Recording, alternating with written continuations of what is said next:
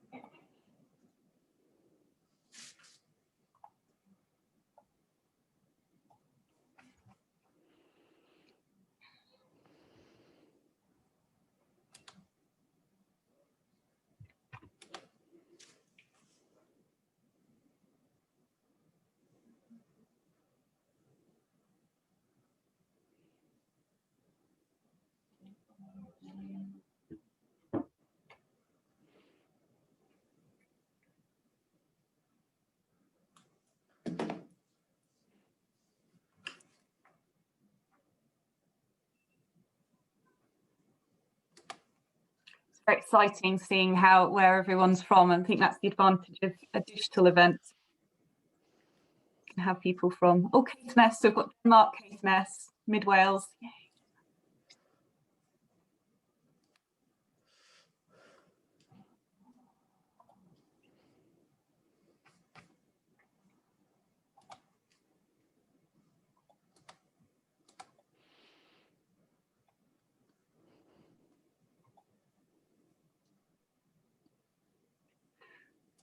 For those of you still joining us, we will get started shortly. We're just letting everyone into the event. Thanks for your patience. I think the consensus is it's grey everywhere this morning, except in Hoyk. Well done, Hoyk. No grey in Hoyk.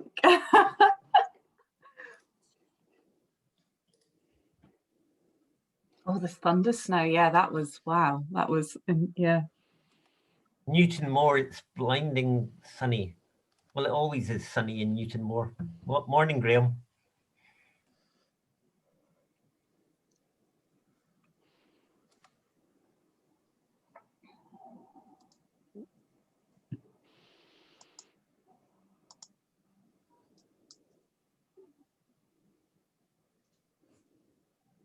West Sussex, is that perhaps the furthest away that we have so far? I think we have somebody in Denmark. Ooh. I'm here from Ireland. Oh. We should have had a competition. Who's the furthest away? I'm here from Ireland also.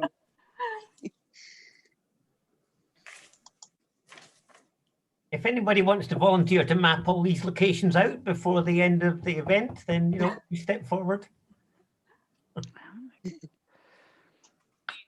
Hello, I'm here from East Lothian. But only for an hour. I'm not sure how long the meeting's for. I didn't get a program. So anyway, hi, it's Jill. Hello, hello. Hi, Jill. Nice to see you again. Jill and everybody else, if you want a program, the program is at the bottom of the booking sheet, the Eventbrite booking sheet, which is still online. I've just posted a link to that page in the chat bar, so you can click on that and see timings for today.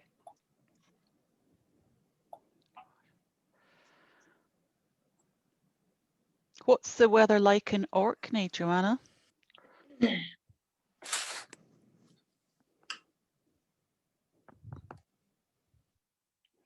Oh, she can see me.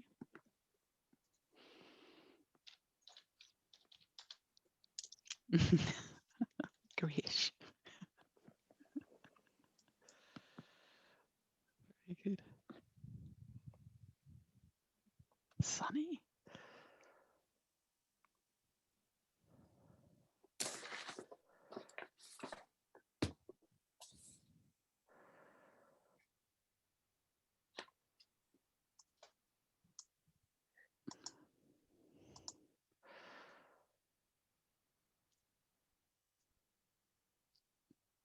I also see we have someone from the Black Isle, actually. I don't know what the weather might be like there. I'm thinking of Cromarty and places. Is it nice weather up there, Vi? Yes, it's actually a beautiful day. I'm looking out of the window. It thinking, is. could it not have been raining if I'm spending all morning in a seminar? This is just not fair.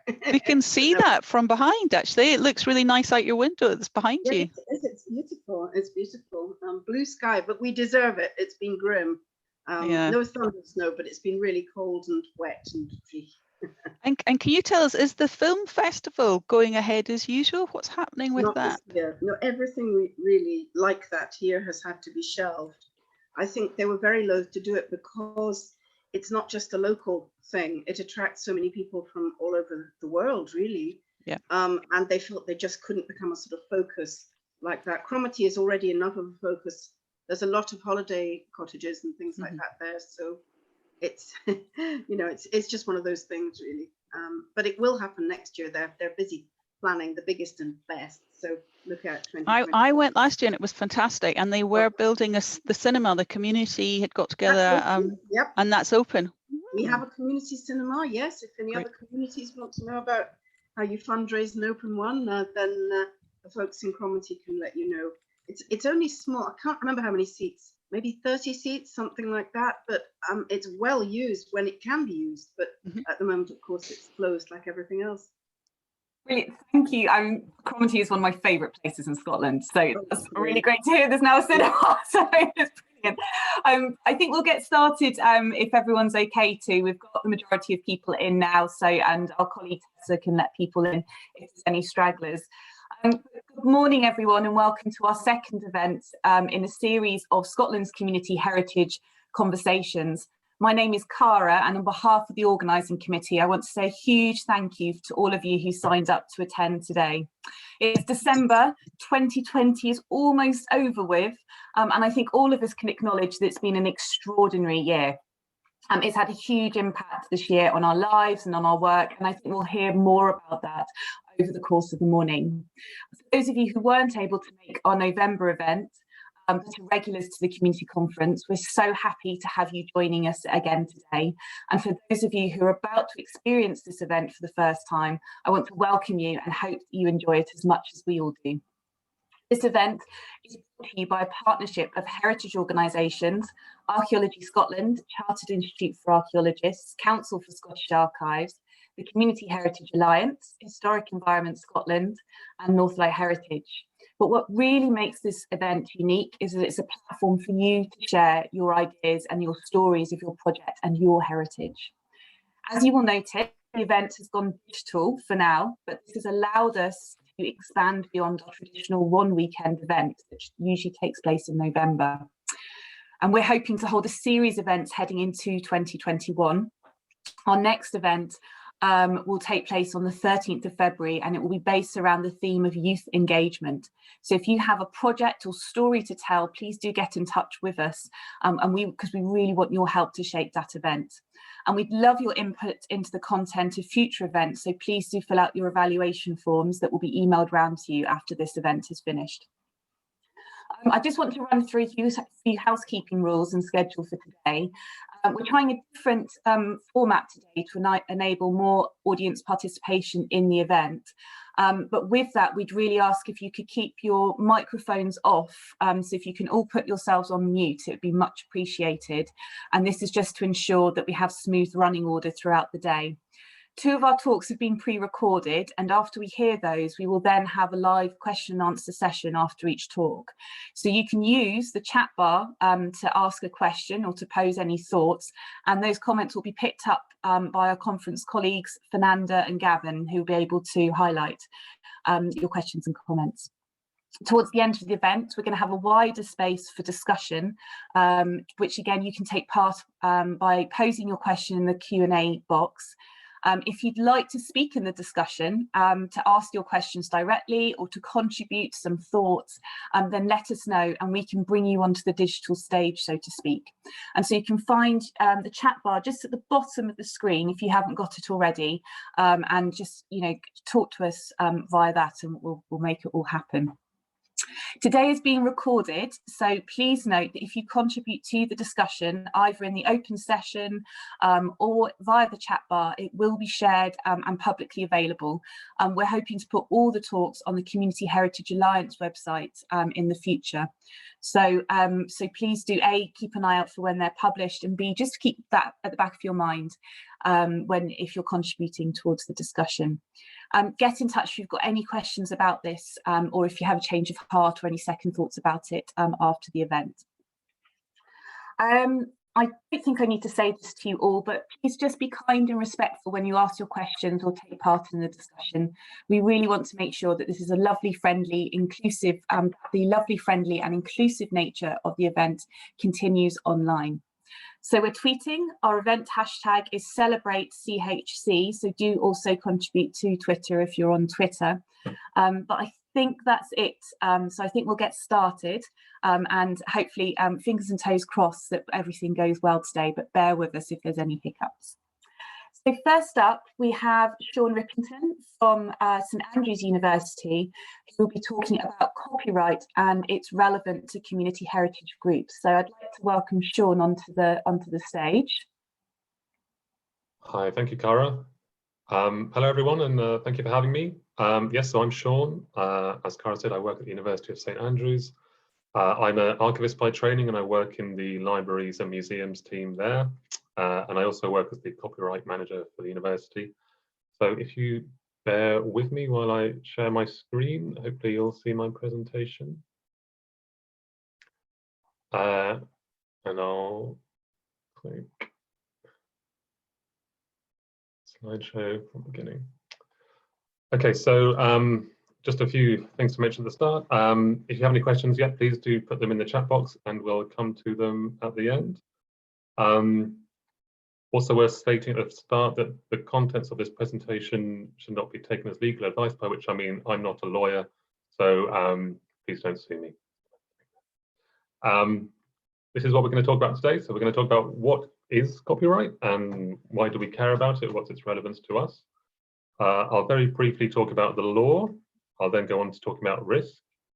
I'll give a few pointers to specific things that community heritage groups can do regarding copyright.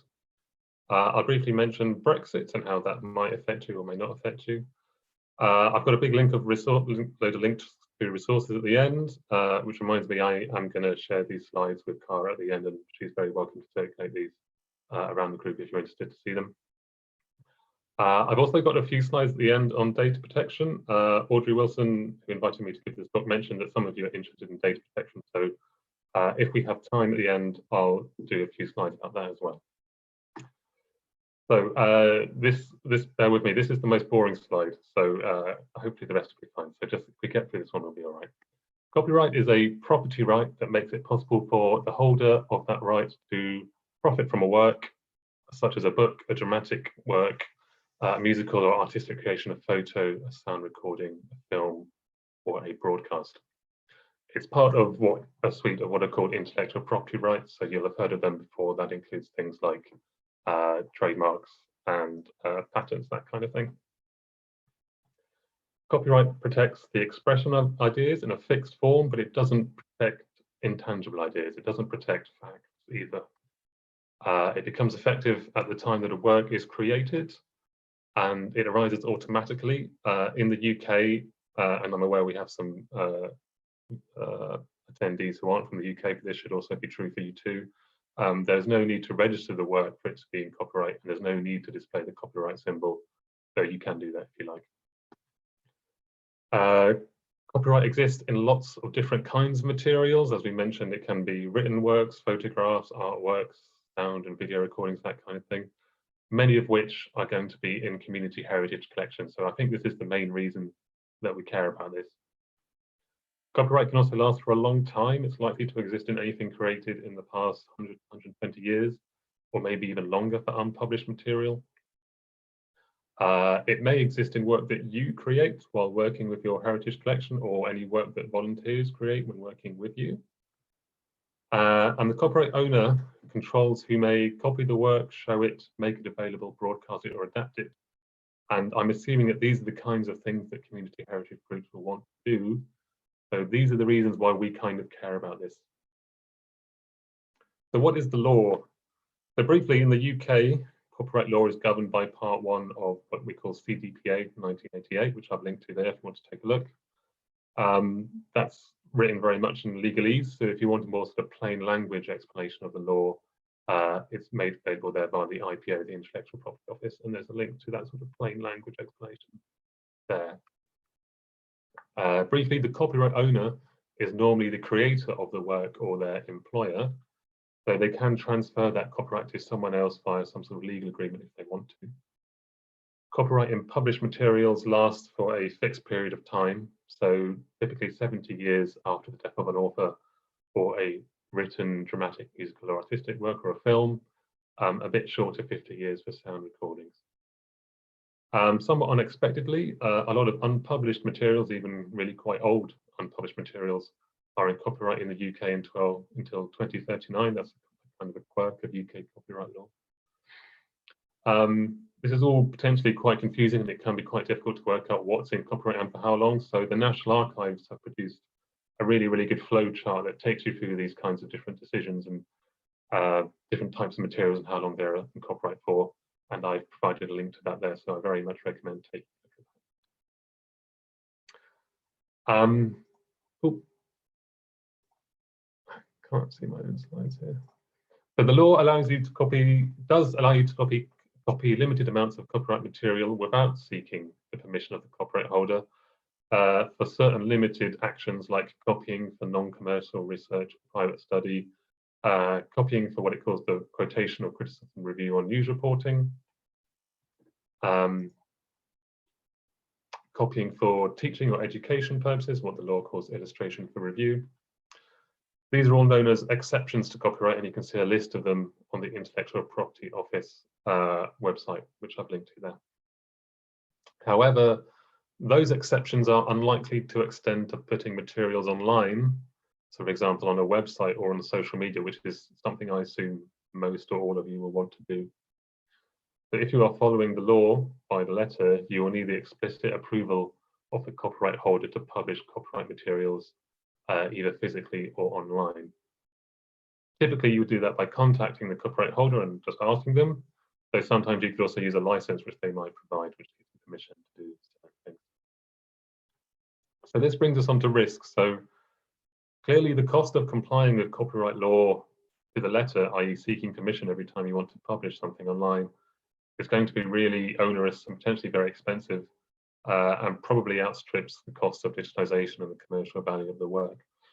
So what you'll find is that many heritage organizations, even quite well-funded ones, will take what they call a risk-managed approach, whereby they only actually seek permission to publish materials that are considered high risk, and they take more of a chance on publishing materials considered low risk, where they don't actually ask for permission. So when we're thinking about risk and what might be high risk and what might be low risk, in terms of works that might be high risk, we're probably thinking of things that are commercially or financially valuable, works that were created to make money, over which the copyright holder might be more protective, so maybe commercial films or commercial photography. Any works where the author is known to have an active estate or actively defends copyright, so you can maybe do a quick Google search to see if there's any news stories about people defending their copyright. Any works where the rights holder is very clearly identifiable, so for example if their name is written on it or if they've put their name with their copyright symbol, or anything that's like a really substantial extract from a work. So if you're copying really huge chunks of a in copyright published work, that's likely to be high risk. Things that might be lower risk might be items that are pretty old, so perhaps are likely to no longer be in copyright. Materials that have limited commercial value or sort of ephemeral, things like ephemeral photographs or ticket stubs or this kind of thing. Insubstantial parts of larger works, so just short sections from published works. Any works that are published by private individuals for non-commercial purpose, so works that possibly don't have much commercial value. Perhaps works where the author is named, but you just can't find out who they are and there's no trace of who they are, and there's no way of contacting or perhaps works where you know who the publisher is, but you've looked at that publisher and they perhaps went out of business 50 years ago and it's not clear who owns the copyright in their repertoire anymore, that kind of thing. But if you were to take this kind of risk managed approach, you would of course be taking that at your own risk or at the risk of your organization. It is pretty rare for heritage organizations to be sued for copyright infringement, but I can't promise that that would never happen. Where works are in copyright, but the copyright holder cannot be found, you could consider taking the option of registering that item as what's called an orphan work. So that's a scheme in the UK and also by the EU, whereby you can demonstrate that you've done a bit of research, what is called due diligence, in trying to find the copyright holder, and it was just impossible, you couldn't do it.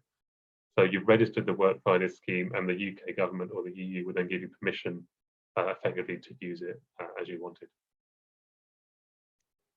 So what exactly can community heritage groups do? What are some sort of tangible things you can do to deal with copyright? The most obvious thing is to document any intellectual property information and permissions at the time that you accession or get hold of your collections.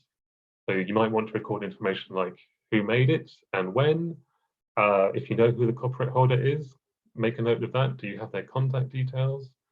Something you should strongly consider is asking the copyright holder at the time to sign a declaration form which authorizes and licenses you to reproduce and use the material as you wish, indefinitely ideally. If you are going to seek permissions to publish material online, make sure you give yourself some time. It can take quite a long time to contact these people and get permissions. Think carefully about who's actually going to have time to do that work. Keep a record of who you contact and any responses, so an email chain, that kind of thing. Have a plan for what you will do if you don't get the response you wanted or any negative responses. I strongly suggest taking a look at Naomi Korn's checklist for seeking permission. She's an independent IP consultant. She's produced loads of really useful materials for community groups. And I've linked to one there that really takes you through the whole process of how to seek permission and how to go about that.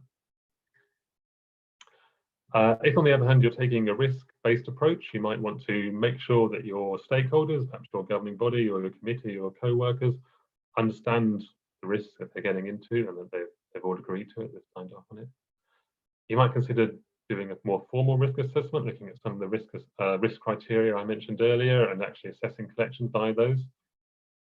You might consider doing a brief search by Google or something like that for the rights holder in the first instance, just to check that it's not something you can do easily. Make sure you keep a record of your activities and your decisions, so should you ever be challenged, you can show what you've done and the steps you've taken. And you might just want to review this process periodically to make sure that it works and that you're happy with it. And perhaps consider taking a mix of taking risks and seeking permissions depending on the levels of risks that you've acknowledged. Another really good thing to do is produce a takedown policy. So that's a statement on your website, if you have one, that promises to remove any copyright materials that you haven't got permission to use should someone get in contact with you and object. And I've got a link to some samples there, sample wording. That doesn't provide you with a legal defense, but it is a really good way of resolving any disputes before they escalate. And also make sure that you can actually remove materials from your website should a complaint be made. That is something you can do promptly. That might also be a useful approach for dealing with other issues like privacy and sensitivity issues. Another thing you might want to do is sort out who owns the intellectual property in any volunteer work or any work that you commission. So your volunteers will actually own the copyright in any work they produce unless they've signed an agreement with you to the contrary. And that's true for any freelancers or outsourced work as well. So you might consider developing an agreement or contract that makes clear where ownership of their work resides to make sure you don't have any disputes or disagreements at a later date. And again, I've linked to some model agreements that you might want to use there. You might also want to license your work and your collection. So where you or your organization own copyright in your work or your collections, you can basically apply a license statement, for example, something like a Creative Commons license statement, and I've linked to those there. These are just little statements that explain how other people can use your work. Things like you may use this in non-commercial contexts, or you may use this, but you have to give us credit.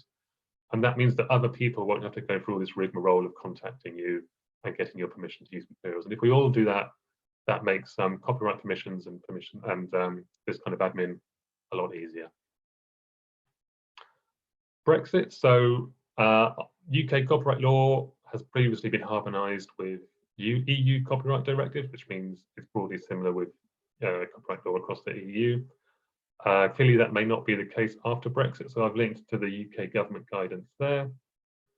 At the moment, we're expecting that key elements of the law, like what qualifies for copyright, who owns copyright, duration of copyright, aren't going to change in the short term. So we're not expecting huge changes in like the next few years. The one big change you may need to be aware of is the EU licensing scheme for orphan works. So I mentioned orphan works earlier. That's the scheme whereby you register materials where you can't find the copyright holder. The EU scheme will no longer be valid in the UK after Brexit. So if you've been using that scheme, you'll have to switch to the UK orphan works licensing scheme. So I've linked to the government guidance there, so you need to take a look at that if you're using that scheme. So finally, resources. So copyright for archivists produced by the SCA is really, really good. And I've linked to it there. The Norfolk Record Office Community Archives Guidance, especially the one for digitisation, is really good. The IPO guidance is really comprehensive and authoritative. Naomi Korn, who I mentioned earlier, has a whole suite of guidance. I've picked out probably the most useful ones there, but you might want to take a look at just her general pages. They're really useful. There was a project a few years ago in Glasgow called Digitising the Edwin Morgan Scrapbooks, which was a really great case study looking at copyright and digitisation and publishing materials online. I suggest taking a look at that, especially the section on risk, takes you through their assessment criteria that they use when they were assessing risk. And finally, there's a book called Copyright for Archivists and Records Managers, though I would argue it's actually very useful for heritage professionals in general, or heritage volunteers in general. That's by a guy called Tim Padfield. That's quite expensive, but your library may be able to get hold of it for you, so that's also worth taking a look. I'll just quickly check in. Are we doing okay for time to go on to? Yes, we're okay for time. Okay, so I'll briefly do what I've termed the bonus data protection content. So data protection is different to copyright, but it's somewhat related in that it's the kind of it's related to the law, I guess. So Audrey asked me just to do a few slides on this. So data protection law sets out the rules for the management of personal data. So by personal data, we mean things or data that would allow a living individual to be identified, things like their name, their address, their email, potentially some photographs of them, that kind of thing. So you may have heard of GDPR. GDPR refers to the EU law for the management of personal data that came to force a couple of years ago. That will be, I believe, will be renamed UK GDPR after Brexit. The reason we're interested in this, I think, is that it potentially applies to your collections, depending on what your collections are. So you may have collections of letters, documents, or photos relating to living people that includes personal data. And you may collect personal data as part of running your community heritage group if you have them. So that would be things like collecting names from mailing lists, event bookings, membership lists, that kind of thing. So I guess the sort of headline point is that the law is not intended to stop you from doing what you've always done as a community heritage group. You are still allowed to collect, preserve, and make accessible heritage collections to the public. It's not intended to be a barrier to that. But you should make sure that you follow the comprehensive advice from the National Archives, which I think is pretty clear and very good. And you need to make sure that basically your management of personal data is transparent, accountable, and fair. And they'll have steps to take you through how to do that. I'd suggest that it is, and probably always has been, unwise to publish or make accessible any collections relating to living people without their consent. And don't panic about this. Community heritage groups are not the main target of this legislation, so I don't think people are going to be sort of busting down your door trying to get you in trouble, but that doesn't mean you don't have to comply. But yeah, don't stress about it, but just go through the guidance. The authoritative guidance is produced by the ICO, though that is, I find, quite difficult to read. You might find the National Archives comprehensive advice a bit more digestible or easily readable. The Community Archives and Heritage Group has produced some advice that's specifically tailored to community heritage groups. That's really useful as well. John Simmons at the NRS did a presentation on GDPR for the SCA, I think a couple of years ago, and I still think that's really useful and really good. So that's worth a look, and that busts myths, as he puts it, about GDPR. That's worth a look. And finally, coming back to Naomi Corn again, she's produced data protection advice for museums, so I think that's also very good for other kinds of heritage collectors as well. And that does include some sample forms as well for things like gathering and managing personal data. So that's it. That's the end of my slides. So I think we've got some time for questions now. Brilliant. Thank you, Sean. That's really interesting. I feel like I've got a lot of information.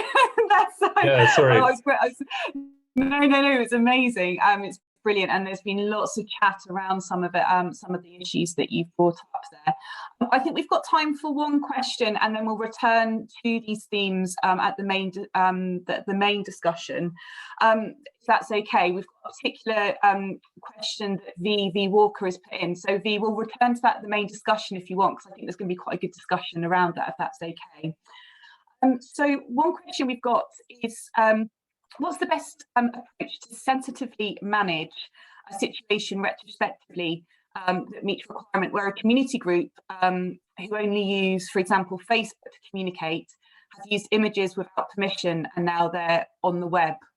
So if you've taken photos, you've shared them on social media and you don't have that explicit permission, is that what's the best way to try and deal with that? So I can't say who asked that question. Is it possible to sort of retrospectively get in touch with those people, or is that the idea they've already tried that? That would be the first thing to do, I'd say.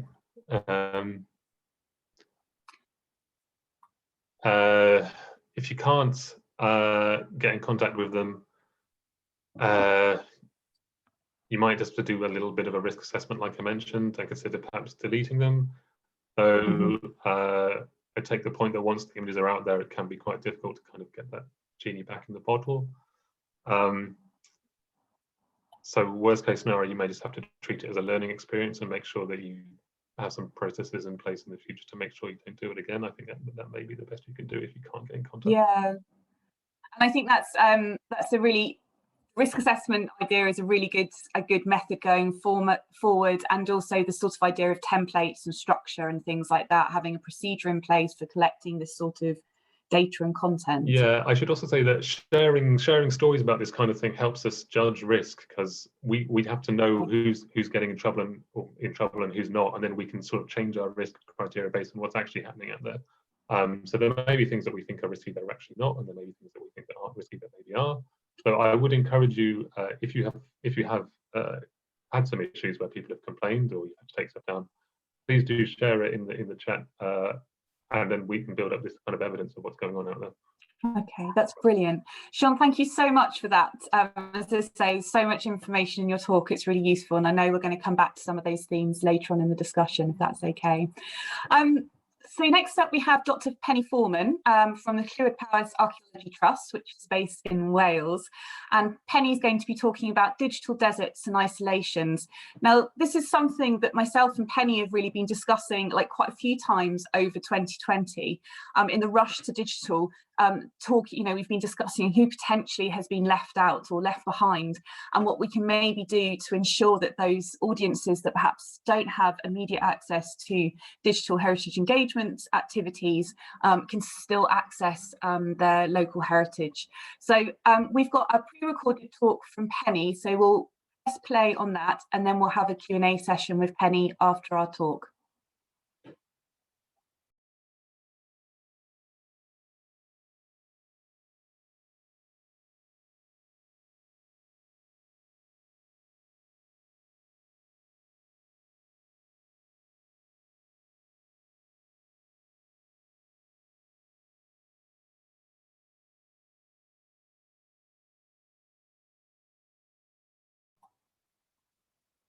Okay, I think there's a sound issue. We'll just try and get that sorted.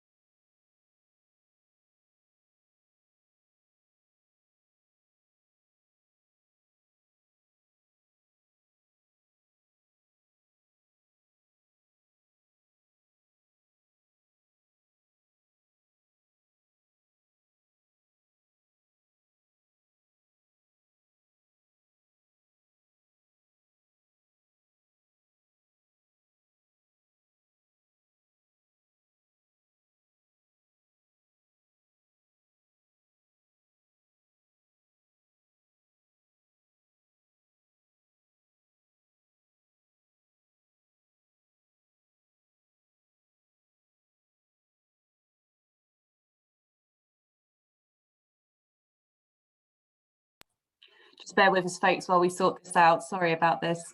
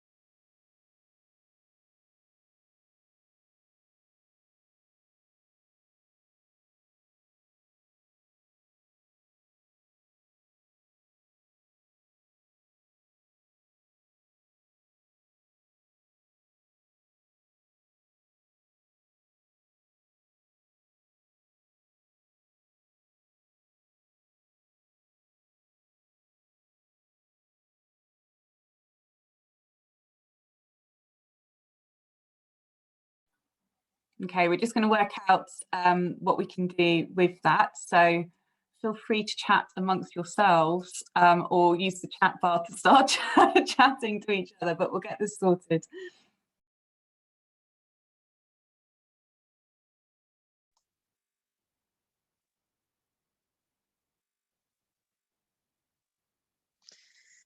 So I wonder, Sean, we could maybe pick up some discussion and some more questions that have come towards yourself. Does that Sorry, sound? I was trying to answer the questions in the chat. I realise I've been sending them to one individual person by accident. It's okay. not So very I'll read helpful. out. I'll read out a question Yeah. that's come through there. So a question. There's a couple for the discussion, but from Ross Crawford. With the arrival of GDPR, there are some concerns amongst oral historians that if in a new recording a living person is mentioned by name, they must be contacted to obtain consent, even if there was nothing defamatory in the account. Do you have any advice on this? I guess the first thing is to say get in contact with the Oral History Society. They very possibly have some information on this. I would say if you are concerned about publishing an oral history that mentions living people by name, you might, if it's not too onerous, want to produce another copy that perhaps edits out specific people's names while retaining the original copy and not editing the original copy, because of course that's very important to have. If it's just a very trivial or sort of passing reference to someone, in some ways I'll be tempted just to say you could take a risk-based decision on that and say that's probably okay. Does that help? I think what would be interesting to know as well, you've mentioned taking a risk-based approach and making plans with which groups you're working with, the content and what we might have to think about in terms of managing copyright, etc. Do you have any advice on any templates or go-to websites or organizations that people could approach for to have a look at case studies or examples of good practice or anything that spring to mind? So I realize people don't have the slides yet, so they won't have the links, but the Edwin Morgan scrapbooks one is really good. That was the one published by University of Glasgow. That has, I think, 3 or 4 examples from across the world of digitization projects that have taken a risk-based approach, and it includes the specific templates, risk criteria that they used. So that's a really good start. And also, yeah, Naomi Korn, whose website I mentioned, also has effectively a checklist. A bit like I was saying at the start, everyone is very loath to give specific advice because, of course, you don't want to give legal advice. But these kinds of things are a good start, I'd suggest. If that helps. Thanks very much for that, Sean. I think we're going to try this video again, everyone, if everyone's happy. And thanks for your patience there. So our colleague's going to try and share it again, I think. My name is Dr. Penny Foreman, and I'm an archaeologist working at the Clode Paris Archaeological Trust. Thank you very much to Cara for inviting me to speak today. I think she thought that a lot of what I'm having a go at and experimenting with when it comes to reaching communities beyond the digital divide is because a lot of our populations are quite similar. We're quite dispersed, quite rural. There's a really interesting blend of sort of different types of communities, urban, suburban and rural ones. And it'd be nice to see if some of the practices that I've put into place and some of the things I've been experimenting with can carry across to some of the people that you work with too. I'd like to start talking a little bit about just how rural the population I'm talking about that we work with. Now, my region is Clwyd Powys, which is sort of the northeast and mid part of Wales, as you can see on this here. Now, a lot of that is in the paler green on that map on the left-hand side, which means the population is officially classed as sparse. We're a nation with a very significant rural population. In the last census, 2011, almost 33% of the population was classed as living rurally. And our region contains several very sparsely populated areas. And the county of Powys itself, which is a huge chunk of basically mid part of Wales, has a population density of only 25.6 per square kilometre, and that's against a national average of 150.7. And then much denser rural areas like the south, where you get Cardiff and the valleys and all that kind of places, are actually 542 per square kilometre. So that shows you that just how different our region is when it comes to population density and how spread out the people are living there. The stereotype of more sheep than people is an accurate one for actually the county of Powys. We're the largest county, we've got the most dispersed population, but it's also the most ageing population. We have the highest percentage of residents eligible for bus passes within the UK. It suffers what people often call the brain drain or the youth drain. So young people are educated in Powys and then move out for further and higher education and don't tend to come back. All this contributes to communities and individuals who are isolated, they're reliant on specific systems and supports that are really feeling the strain under COVID, and they're among the least likely to have regular access to internet or online services. So a lot of the outreach that arose in response to COVID was very much online digital based. It was talks, it was Zoom gatherings, it was interactive sessions, it was getting volunteers to do digital archiving work, which is really helpful, really fantastic work. But who is missing from that? I'd argue quite a lot of people, unfortunately, can't or won't access it. So I want to talk a little bit about the digital divide, which is quite stark in Wales. It became most apparent when schools had to rely on out doing their lessons and teaching through digital means. And unfortunately, a lot of schools found that a significant proportion of their pupils, even if they had internet access at home, which up to 18,000 properties in Wales don't have any internet access at all, as you can see from the figures on the right here. Even if they do have the internet at home, they don't necessarily have a reliable device on which to access it. They might not have the privacy to be able to do lessons or other socialising on their own without being disturbed or harassed or hassled by other family members. And as you can see the figure there on the left-hand side, 60 to 70% of children don't have laptops. So they might not necessarily have devices that are capable of running Zoom, that are capable of doing word processing, that are capable of doing things that many people take for granted when they assume that a digital output that they produce or digital engagement is accessible. And as that's had some quite severe repercussions when it comes to particularly young people and older people living in these isolated areas, because a lot of effort was put into sort of like arm's length ways that people could engage with them. So there was things like the online engagement, but there was much less capability, much less resources put into ways that actually these people needed to reach beyond the digital to bridge that digital divide. The Welsh Government studies show that older populations are the least likely to regularly access the internet, but that's not the only factor in this digital isolation. There is distinct digital divide in Wales, governed by rurality of some settlements, but also part of this big sort of intersectional web of factors, including living in relative or absolute poverty, being part of minority or marginalised groups, and access to specific education opportunities. Now, a lot of work that CPAT already does works towards challenging some of these digital divides, towards some of this inequality in society. A lot of our community work is driven by improving individual and community well-being. It's about giving people opportunities. It's about upskilling volunteers. So in a usual year, we'd have a lot of volunteer interaction. So on average, for the last few years, about 950 hours of volunteer time on our sites. We'd have about 5,000 people attending various events over the course of a year. And those kind of events would be things like festivals, we'd deliver lectures, we'd offer work experience to secondary school, sixth form and even university pupils. We'd have hands-on experimental workshops, that's in school and at public events. Our digs would have open days where people could come and talk to us and visit the site, have a tour. The Port Antiquity scheme, we run fine surgeries in our premises so people can bring their fines. We have a lot, because we've got such a huge rural area with lots of farmland and other open land, we have a lot of people bringing fines to us, and it's a really great way to connect with people and talk to them about their historic landscapes.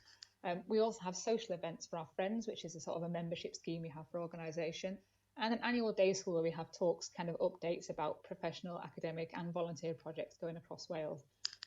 Now, compare that to 2020, and what's actually happened is that at maximum, and thanks to a very last minute volunteer dig that we managed to do this year, we've had about 150 hours of volunteer time on site this year, about 120 people attending events. We've managed to do a couple of things this year. And then, so those events have been 1 volunteer community excavation, 2 days of guided tours to a closed dig that we had over the summer, and 2 guided walks that we did last month in November, sort of just after the Welsh firebreak lockdown, which was our only opportunity to run them. So how do we take some action to bridge these gaps, not just between the people who have the digital divide, but between the huge amount that we used to do and the very little that we're doing now? What can we do in that gap to sort of not only to give people a dose of archaeology, but also to get those fringe benefits that archaeology and heritage brings to people, like the socialising, the emotional, physical well-being, all of these other benefits that we try to wrap up in what we do. So I approached this in 3 stages with what I was doing with my work. First of all, I drew up a map, a sort of a network of organisations I knew could key me into parts of society, parts of the local communities that I couldn't directly engage with. So I knew people who worked with settling refugee families. I know people who work with people in care or who are going through the care system. I know people who work with sort of detached youth and youth at risk of offending. I know people who work with various different disability charities or people, non-neurotypical people who I don't necessarily have a direct connection with, but who I can speak to as a bridging organisation to make sure that when I do work, it's A, relevant, and B, it actually gets to these people. And this network is your invaluable first step into making sure that any outreach that you do that is non-digital actually reaches people. Because as you can appreciate, especially in a pandemic when you can't get out there, you can't knock on doors, you can't go into a community centre, or you can't host something in the local library or a local community centre, you've got to make sure there's a mechanism for reaching people who are isolated, and this network is it. The next stage, I evaluated sort of not only my personal and the organisational capacity, because over the summer I was on furlough for 2 quite extended periods of time, mostly due to educating my son, but also because obviously a lot of our events and programming just ceased to happen. So I really had to evaluate, what do I have the time to do? What do I have the resources to be able to carry out? And organisationally wise, what do we have the funding to do? Can I do a sudden about turn and make all of my in-person festival and workshop events? Can I suddenly make that digital? Do I have the skills to make it actually any worthwhile doing that? Or will it be a sort of a rush job that won't benefit anybody? So it's time for a really honest audit of what can you do? What can you achieve? And what have you got to bring to bear when it comes to thinking about that? And the third part of this process for me was thinking, well, what governs what I do within this? I mean, we already have our guidance when it comes to community archaeology. We have sort of a strategy, we have our guiding policies and documents. I have my own previous programme to draw on. But in these times when we're having to make changes to what we do and we're having to think about the impacts through COVID as well as through the generally archaeological and heritage impacts, I wanted a wider framework, a wider context for the work I was doing to make sure that it was the most valuable it could possibly be to our wide audiences. And for us, at least in Wales, that is basically covered by something called the Wellbeing of Future Generations Act, which is 2015 piece of legislation.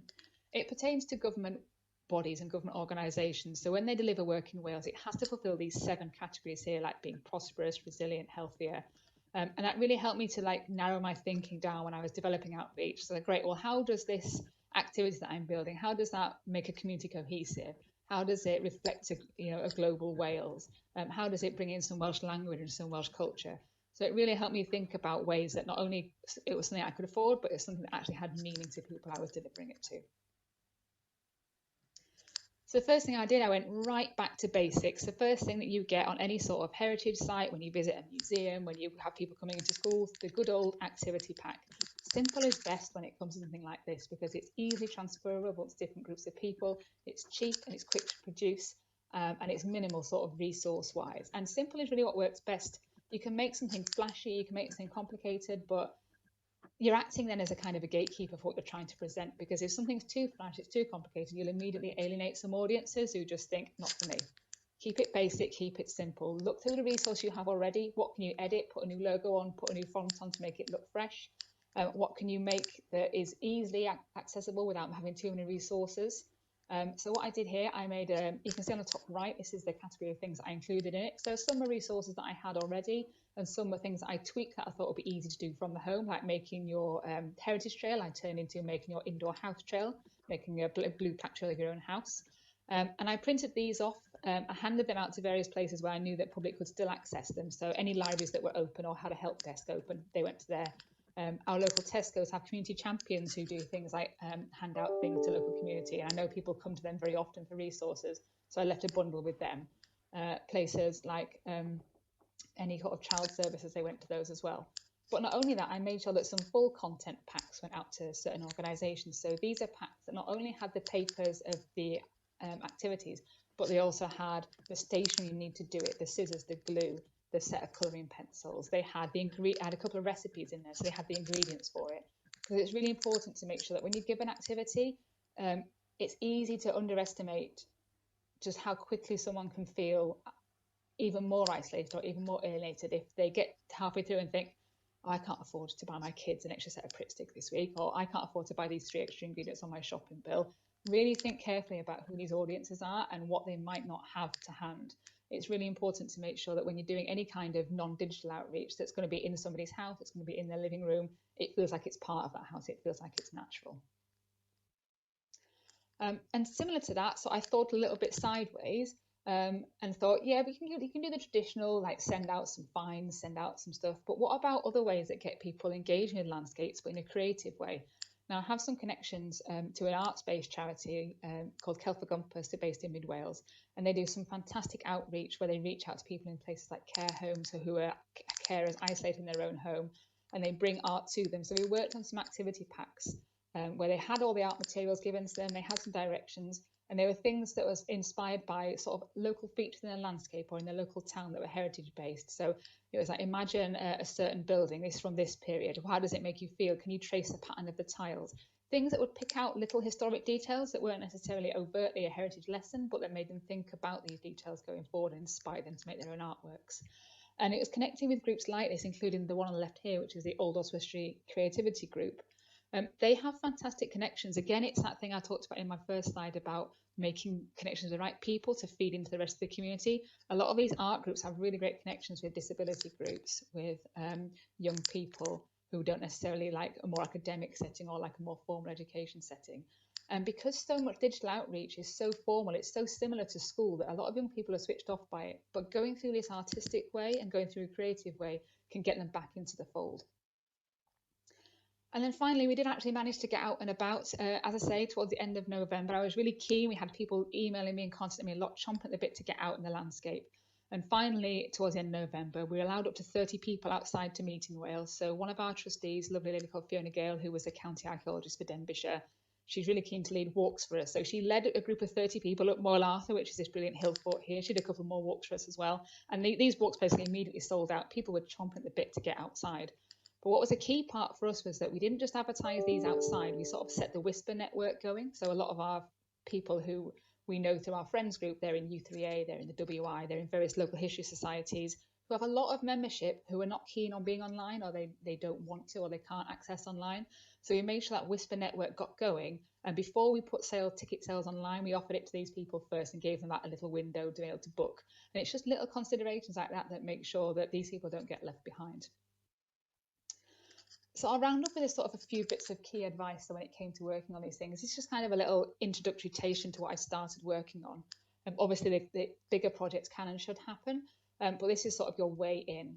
And my first piece of advice is look at that network. What organisations are near to you that you maybe already have a relationship with or that you can build on with, that you can get you to these people who are isolated from you. Keep it simple and be honest about yourself. Don't promise that you'll deliver a 12-part all singing, all dancing video series on how to become a blacksmith, when really what you need to do is think, well, maybe I can give an introduction sheet into how Bronze Age casting happens, and then later on we'll look at maybe bringing some reenactors to help us film something.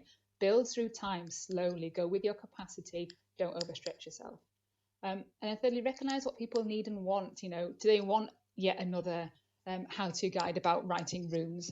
Do they want yet another thing that looks like a school resource? Not necessarily. You know, with these connections you have with those organisations, speak to these people and say to them, you know, oh, we can offer this, this and this. What kind of thing are you looking for? What matters to you? Get a conversation going. And then provide everything needed to take part. As I say, don't underestimate how people from lots of different communities, they can feel either third and marginalised, and they can feel really patronised, they can feel deliberately excluded if you don't really consider their situations before you develop these activities. And my final part is take work to people rather than assuming they can or will come to you, especially with offline activities. How can they find you? Where are you advertising? Or who are you speaking to? How are you getting the word out? Don't rely on Facebook, Twitter, Instagram, or any of that other social media. Some people don't like to engage social media for specific reasons. Some people can't. Some people won't. So it's really important that making sure that you've got those mechanisms to get out into these communities so they're hearing you.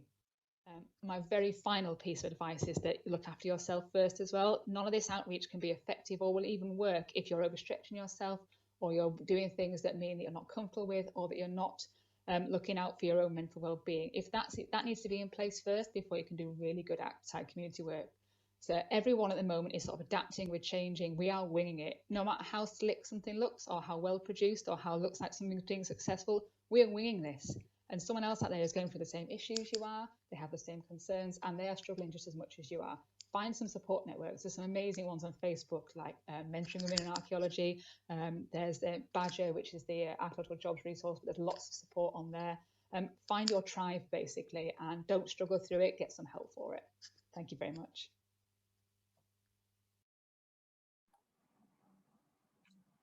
Thank you so much, Penny. That was fabulous. That was really, really good. And I think it's really important. I'm so glad you brought up capacity.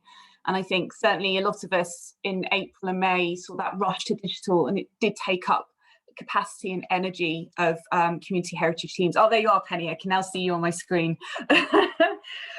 So we have a few, we'll stop for break a little bit later. We'll have about 5 minutes for questions, if that's okay. I've got one here, Penny, that's talks about blended approach to inclusion in digital activities. And I just wondered what your thoughts were about blended going into 2021. Will you look more at blended activities, so things like live streaming to audiences and community hubs, for example, or will you try and base it around your audience? Have you got any more thoughts on that? Yeah, I mean, so far we've tried a little bit of sort of blended content, especially where we've had things like meetings of our friends or sort of like informal lectures. And at the moment, it seems that the best of both worlds can't be had. It's if you have a meeting where some people are dialing in by Zoom and some people are there live, they're quite jarring. But when I think it comes to blended content, it would be nice to have things like live streaming into schools, especially because schools really want us to be out there. They want us to be delivering sessions like we used to, but we just can't safely do it. So to have that blend of some of our contacts, for example, who do things like the demonstration of experimental archaeology, if they could live stream into the school, and then we could back that up with some like in-person resources, or we can back that up with some other ideas that then the teachers could use to following on. I think that could work as blended content, definitely. It's just, again, a case of finding, well, has somebody done something that worked? Because chucking lots of things at the wall and seeing what stick right now. And we're just getting to the stage where a few things have stuck, and we're seeing if we can develop those.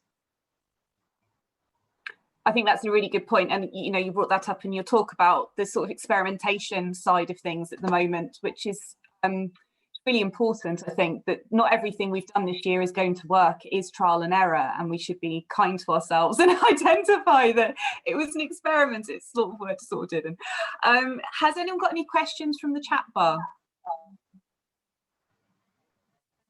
Or would anyone like to ask Penny a question directly?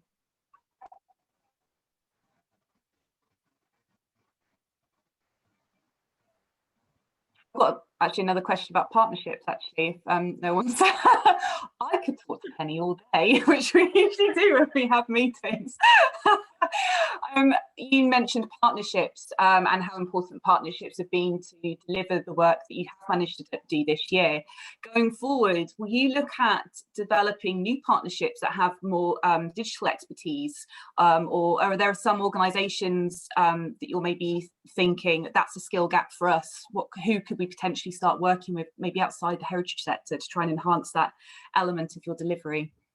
Definitely, I think so many organisations have come to that realisation that we should have been connected a long time ago, and the work that we do, it has like common aims when it comes to connecting communities, when it comes to improving sort of like well-being, and when improving educational opportunities. I think a lot of us have realised, oh, we should have been on this already, and then we could have got off the ground a bit earlier. But yeah, definitely, I'm certainly looking to do things a lot more with artists and the people who do sort of like creative motion, being in places physically, like people who can interpret heritage sites or interpret archaeological sites in ways that necessarily not I wouldn't do, but that would bring a much different audience to bear in there. But yes, certainly people who have digital specialities. So we're looking at working a lot more with local colleges and universities who have sort of like filming and digital schools, so that they can help us not only produce video content, but help train our volunteers in producing that content, so that going forward, it's not just us making stuff that gets put out, but volunteers can create their own stuff. And then it's a much more sort of a bottom-up approach, which is what I prefer, rather than me creating stuff and assuming everyone will appreciate it. I'm sure they do. We've got 2 quick questions here as well, which I'll just bring up and then we'll go to break. Kristen Boyle says, did you get a specific response from people saying they didn't like to engage with digital outreach, or was this a lack of interaction? Were there people deliberately, I suppose, shunning digital engagement?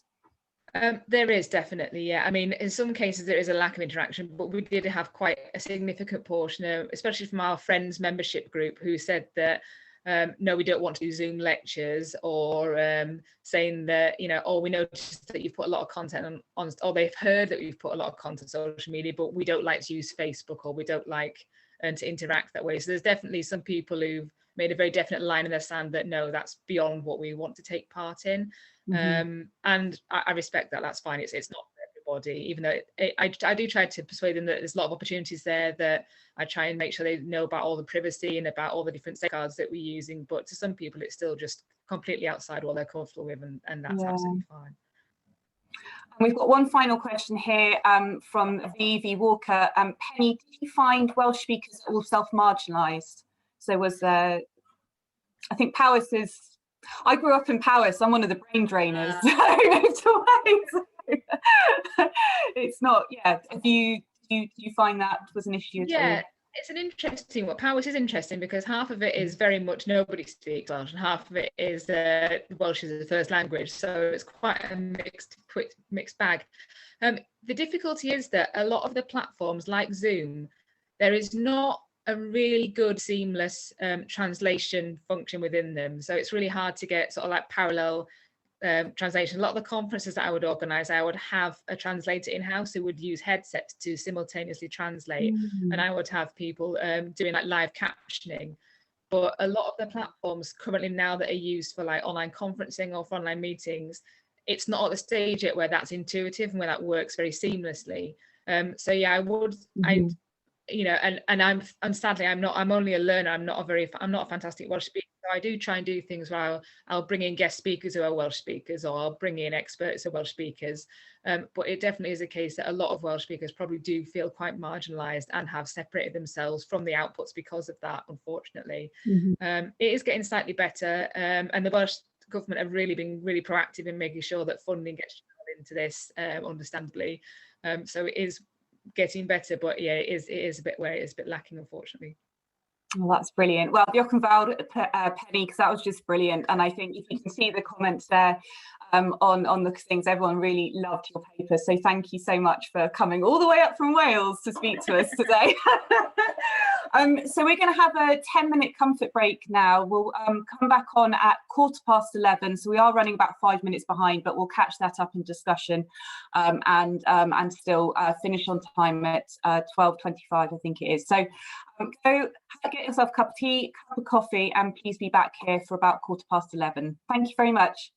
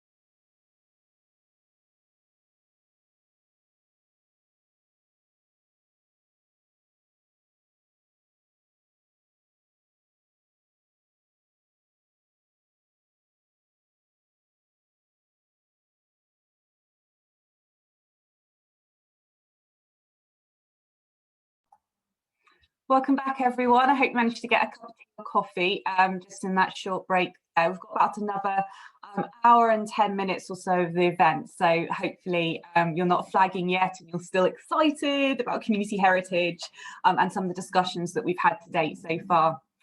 Next up, we've got a familiar face to the Community Heritage Conference, Claire Cooper, who has spoken previously at one of our in-person conferences about the Cateran Eco Museum. And I always remember her talk because I've never really heard about an eco museum until Claire did her talk, and I knew so much after it, so brilliant. But today we're going to hear about the 2020 activities and how they reacted to lockdown.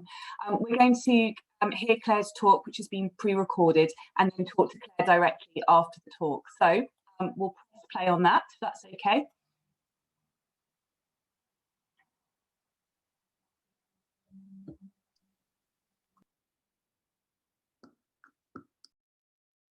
So thanks very much for inviting us onto this call. I'm going to tell you about an online project that Scotland's newest Eco Museum, the Cateran Eco Museum, which I am a co-founder of, undertook during the first 100 days of the first lockdown that began at the end of March. An Eco Museum, for those of you on this call who are not familiar with the concept, is essentially a museum without walls. All its sites are outside, and our Eco Museum, which is only the second in Scotland, is set in the beautiful and dramatic landscapes of Eastern Perthshire and Western Angus. Encompassing around 1,000 square kilometres, we're aiming to tell the story of this part of Tayside across 6,000 years of human history and 400 million years of geological history. There are Pictish stones to excite your curiosity, unknown stories from the legends of King Arthur and the Pan-Gaelic hero Finn MacCool, contemporary histories of the Scottish traveller community, important events linked to the Great Jacobite rebellions, fables of the Caterans themselves, the fearsome Highland clan warriors who came to be associated with cattle raiding in the 17th and 18th centuries. You can discover the history of Scotland's berry capital, Blairgowrie, and visit the site of its 12 Victorian textile mills. You can walk a part of the Highland boundary fault in Ailith and enjoy its well-preserved old town centre. A hike along the Cateran Trail, one of Scotland's great long-distance footpaths, offers you spectacular views through huge landscapes sculpted by glaciation and traversed by old drove roads and ancient rights of way. Originating in France in the 1970s, eco museums focus on the identity of a place, with the term eco being a shortened form for écologie. Still a relatively new concept, there are around 300 worldwide and only one other in Scotland on Skye. Set in specific landscapes, they are a unique combination of three things: an opportunity for local people to share the unique heritage of where they live in a way that is meaningful to them, a holistic nature and culture frame for the interpretation of heritage, quite different to the focus on specific items and objects performed by traditional building-based museums, and a focus for the development of sustainable, what's being called regenerative cultural tourism. We only launched last November and we're gearing up for a second round of fundraising to get the next stage of our ideas off the ground when the pandemic hit and all our funding conversations, hugely disappointingly, just ground to a halt, as I'm sure many of yours did too. And quite out of the blue and not at all planned, the idea for what became known as our Cateran 100 programme actually came from our poet in residence, Jim McIntosh, the man in the photo there, who, as the first lockdown loomed, suggested we post a poem a day for 100 days, starting on the first day of the full lockdown, March the 23rd, with the aim of cheering, uplifting and informing. As we began to talk about it, though, we decided we would need to add some other themes besides poetry to really anchor it in the raison d'etre of the Eco Museum. And within about 24 hours, really, we'd identified content from a range of other sources, including our own, which we could easily access and share on our social media channels, all of which related to the people, places and landscapes of the Eco Museum.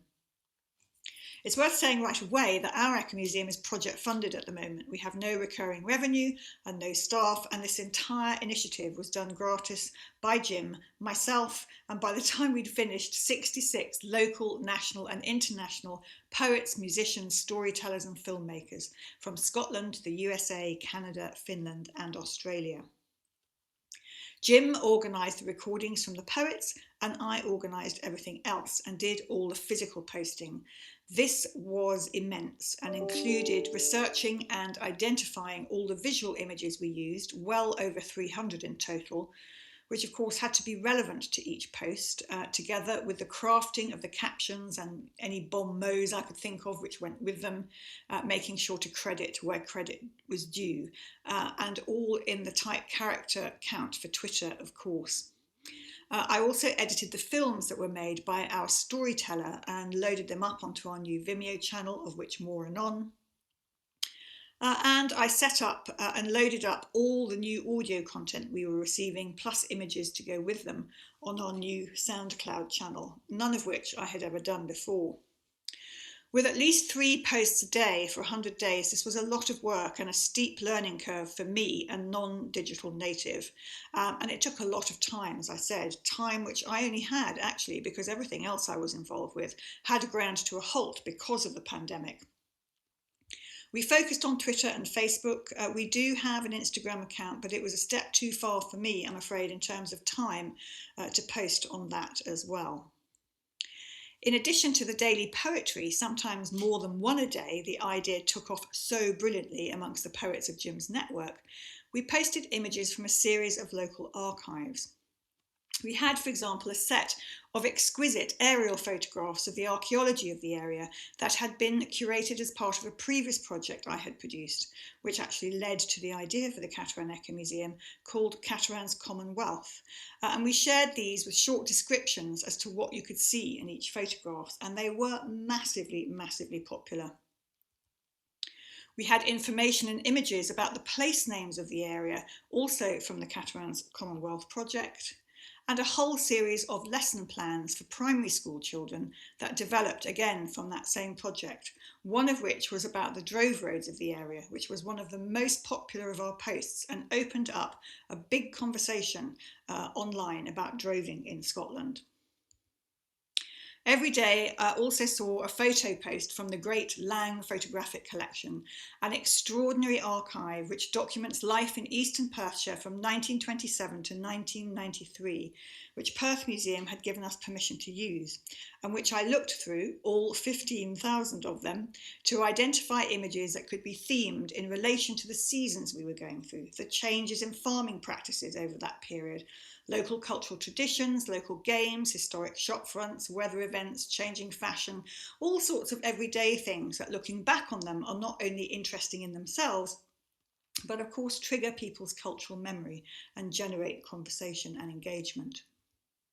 And the Perthshire-based storyteller Lindsay Gibb recorded a whole series of fabulous stories from the Eco Museum area, which then I edited and uploaded onto our Vimeo channel. Once again, sharing these via Facebook and Twitter. And another of our wonderful and talented ensemble of artists, the Gaelic singer Aileen Ogilvie, recorded local songs for us too, which are now part of our SoundCloud library, along with the poetry. Other themes included notable local artists from history up until the present day, and we are spoilt for choice on that front. We also did a series of local flora and particularly medicinal ones, which also elicited a lot of interest. And of course, the many points of interest in our own itineraries, which we encourage people to come and enjoy as soon as it was safe to do so. Without a doubt, the stellar lineup of poets reading their own poetry and others reading their favourite poem that Jim, our poet in residence, was able to tap into, which included Scotland's poet laureate Jackie Kay and various celebrity folk, broadcasters like Cameron McNeish and Billy Kay, for example, drove traffic to us. One collaboration with Covid Cayley's Duncan Chisholm garnered over 50,000 views on our last day. It's up to nearer 60,000, I think, now. But very quickly, the engagement with the other themes that I've talked about became evident as well. One of my favourite conversations started near the beginning with an aerial photo of the ruins of one of the local firm tunes in Glenshee, which amongst other things showed the retting pools for flax. And this led to a conversation where folk were speculating as to whether people used the retting pots for preparing nettle cloth as well, something I didn't even know about, and questions as to whether German uniforms were made of nettle cloth when cotton imports were cut off during World War I. Another started by the sharing of a wonderful Lang photo of a huge salmon caught locally on the Tay, elicited this response from a Blairgowrie boy now living in Silicon Valley. When I was young, I remember standing on the Brig of Blair along with crowds to watch thousands of salmon making their way up the River Erict. You could walk across their backs, a fantastic sight. It was August 1971. By the end of the 100 days, over 60,000 people had listened to our poems and watched our videos. Our followers had gone up 400%. Our Twitter impressions had jumped 600%, from 25,000 impressions in February to 193,000 in June. And our Facebook posts were being enjoyed and engaged with by thousands of people too. We quantified what we would have had to pay people if they had not all so generously shared their time and their talent gratis, and it was about £12,000 over the 3 months. And all in all, I would say it was an immensely successful first serious online foray for us, but as I said, only possible because of the level of sweat equity that everyone put in.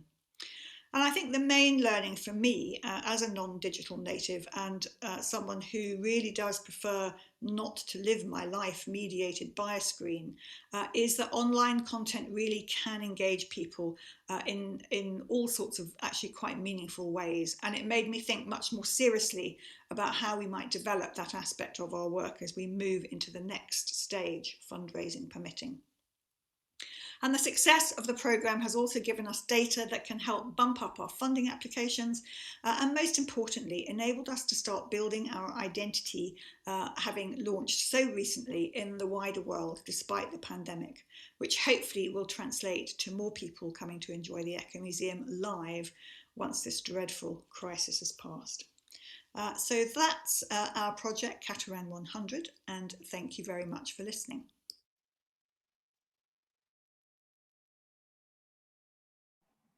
Well, that was absolutely fabulous, Claire. And I wish I'd been taking part in a poem a day rather than the Joe Wicks workouts during lockdown, because I think that would have been a bit better. That was really great to hear. Thank you. We've got a few questions, and then we've got, I think we've got a few questions in the chat as well. So we've got a question about the legacy of the Catamaran 100 days of.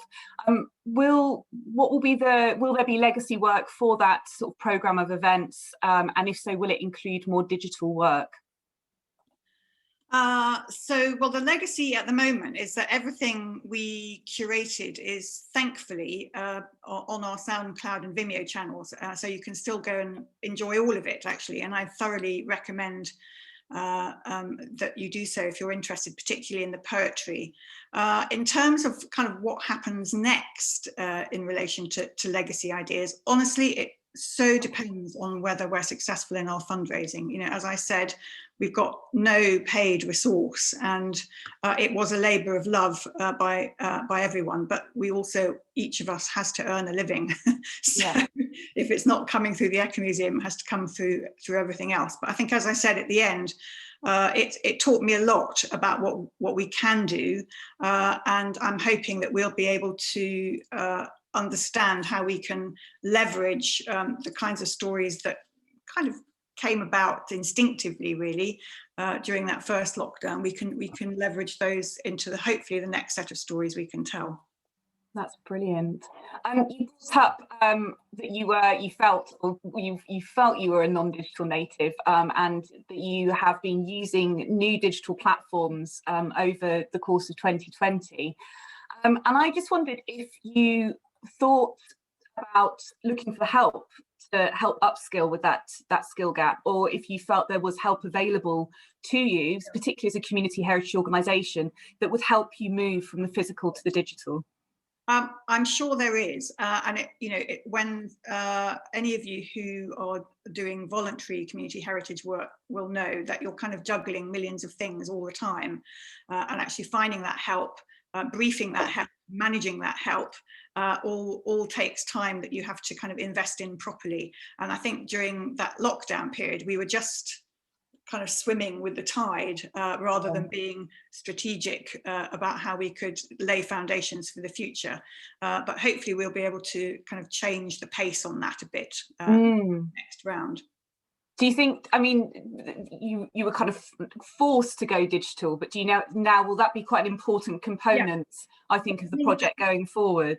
It was anyway, but only through our interactive website.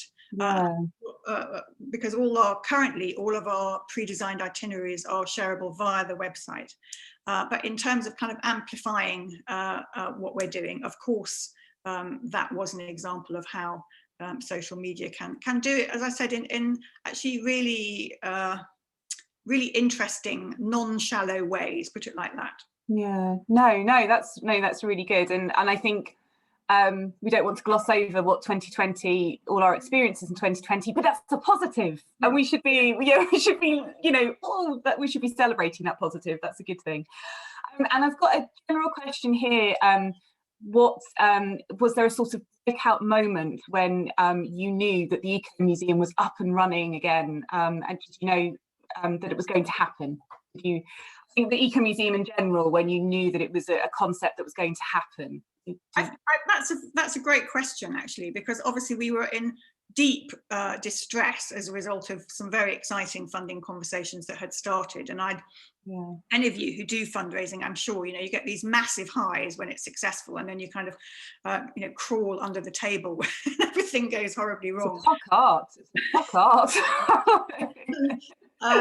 And I think that as soon as people started engaging with these posts, I could feel my kind of sense of well-being sort of coming back up, saying, well, actually, maybe people are interested in us, and maybe we will be able to have, a future of the kind that we were thinking about at the beginning of the year. Mm-hmm. No, that's really lovely. We've got a question on the chat from Mark McLeod, and Mark has asked, Claire, any particular social media tools that you used which helped? So you've mentioned SoundCloud, Vimeo, traditional social media platforms. Are there any other digital social media tools that helped you? Well, actually, that's again a good question. I'd forgotten. TweetDeck. So, I mean, obviously, any of you who do any of this, you have to. Otherwise, you can't let go throughout the day. You have to schedule everything. So I used TweetDeck to do that.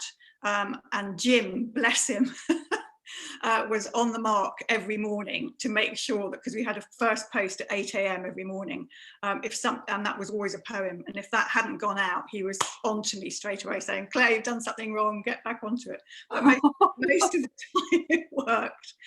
That's, I'm afraid, the only other piece of software I used. Yeah, TweetDeck's amazing. Sometimes people say to me, oh, I can't believe you were tweeting on Sunday. And I was like, I wasn't, I'd scheduled it. So I'm sorry. Brilliant. Claire, thank you so much for that. I know that the talk in general is going to come up more in the general discussion as we move towards general discussion, but thank you so much.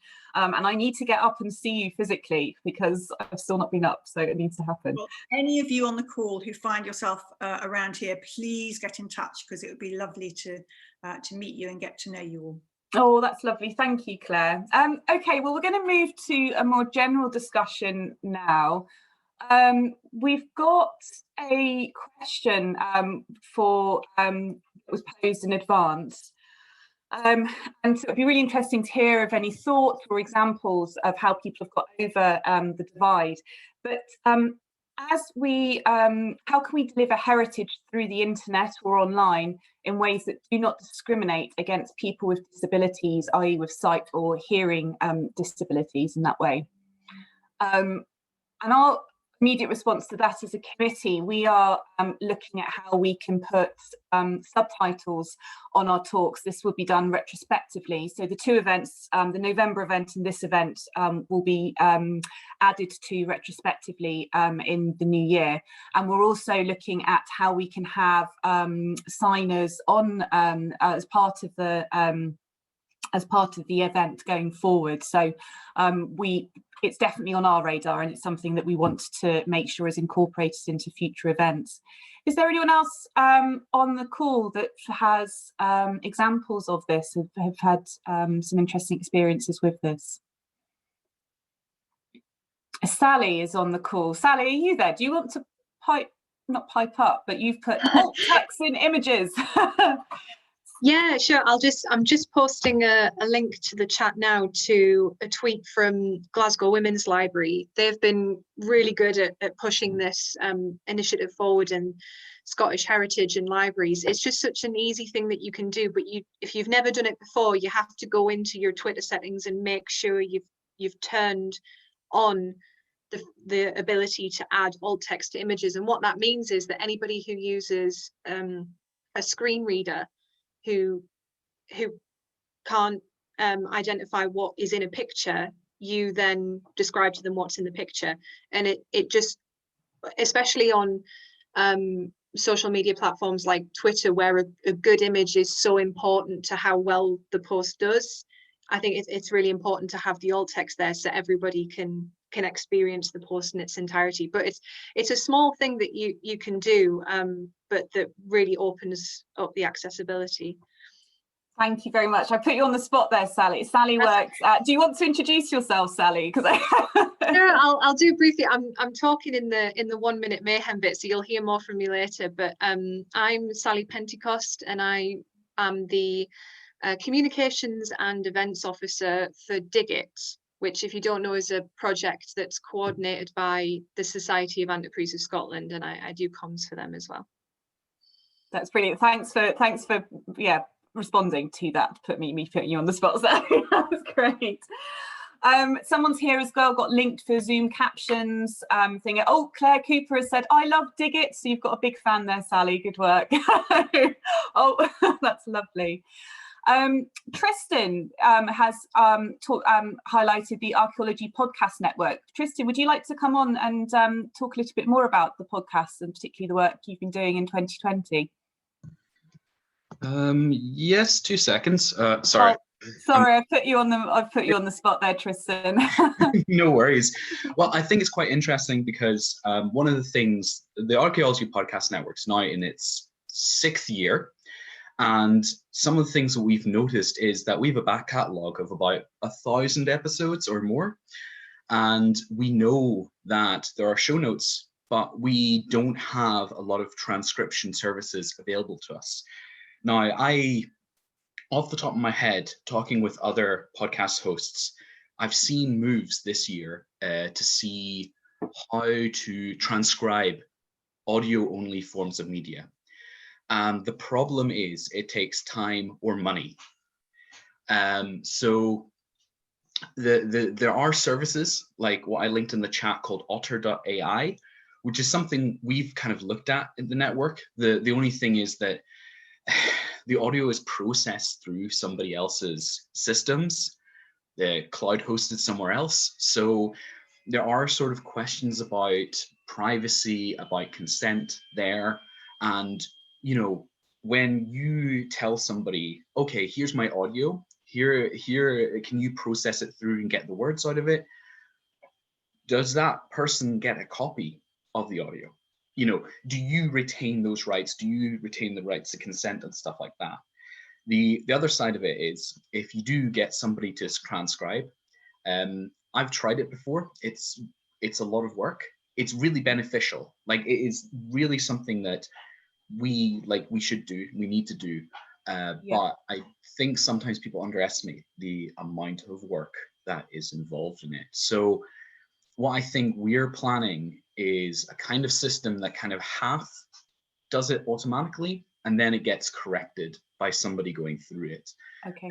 But it's something to think about when you're doing audio content, or even if you're doing video content, because obviously every video has audio built in. So it really depends on the length of time of your content, and it's something that it's difficult, but it is doable. It is doable. So That's Yeah. brilliant. Okay, thanks very much for that contribution, Tristan. That was really useful to hear about. And you should check out Tristan's blog as well. If I'm allowed to promote, I've just promoted his blog, so check it out. It's really interesting.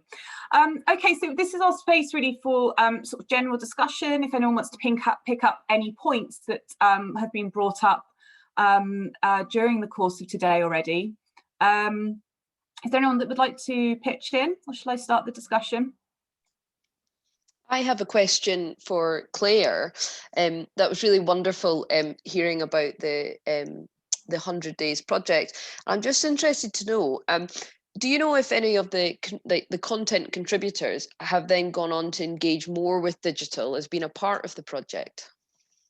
In a short answer, no.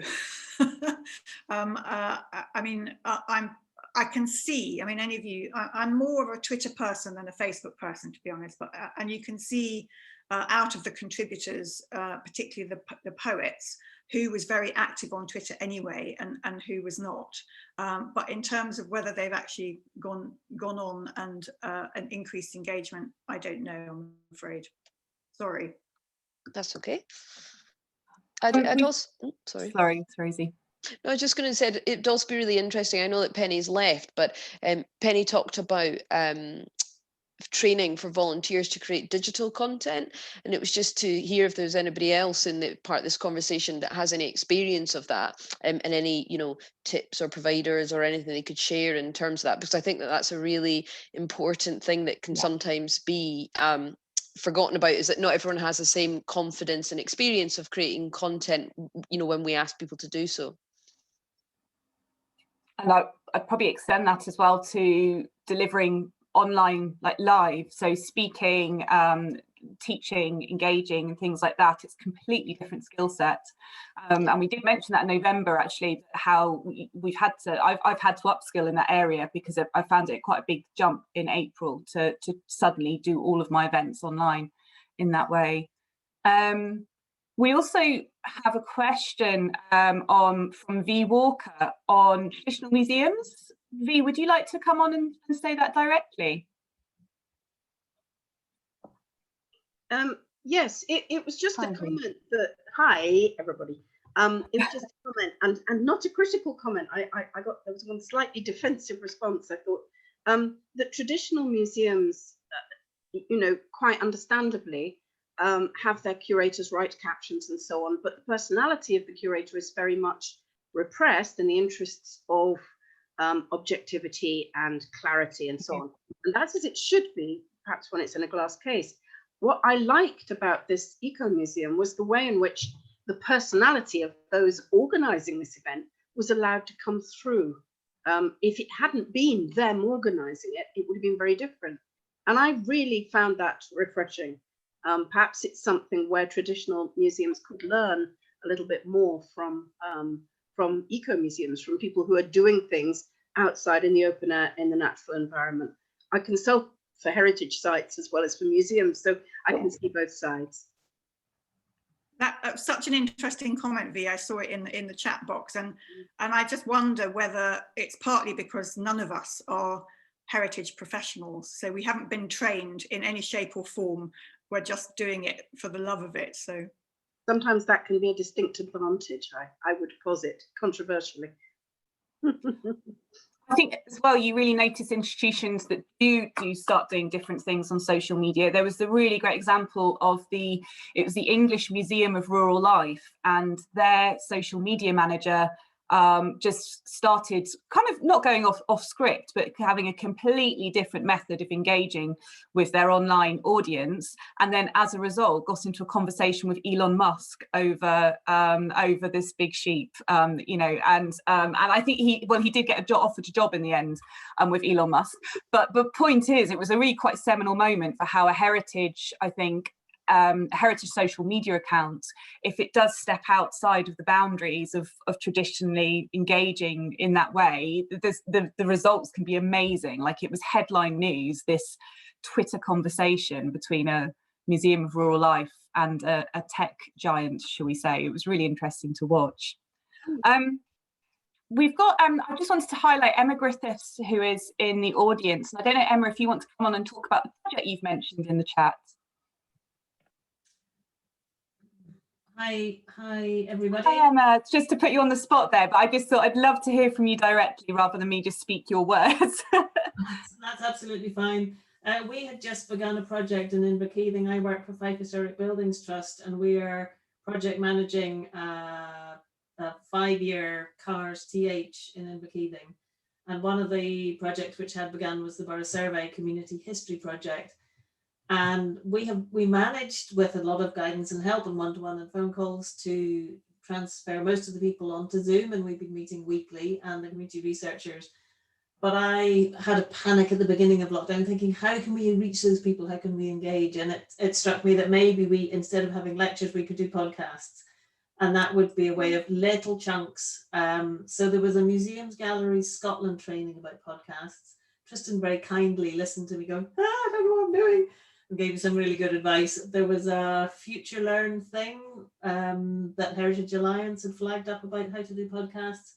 And there is free, so it's all, I did it all free. The only thing I bought with some office money was a microphone and some headphones. But apart from that, and so we started, so Gavin's on several of them, Gavin McGregor, who's one of your organisers here, our project historian, but actually the later ones, we've got volunteers on the projects contributing what they've learned or what they've learned in the project. And it was a really great process. I'm very, very keen to do a second series. And I think the thing one of the things I learned from reading around and you know, seeing what other people have done is think about series, think of it like, you know, The Crown or whatever on TV. Don't think, oh, I've got to do it every week. I've got to do, you know, I've got to make a podcast. Right. Think about making a series and then close that and then have another series when you've got time. But you can do it. I did them all remotely. I was here in my office. Gavin was in Hamilton. You know, we did them all remotely, and it is such a good. It's free and it's easy, and people can listen. I was worried about digital inclusion, but nearly everybody's got either a phone or can borrow a phone, and you can listen to a podcast on a phone.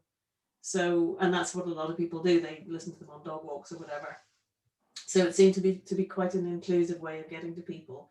And there's always people who are passionate who want to talk about their things. So it's not difficult to find the material. But I would say have a go.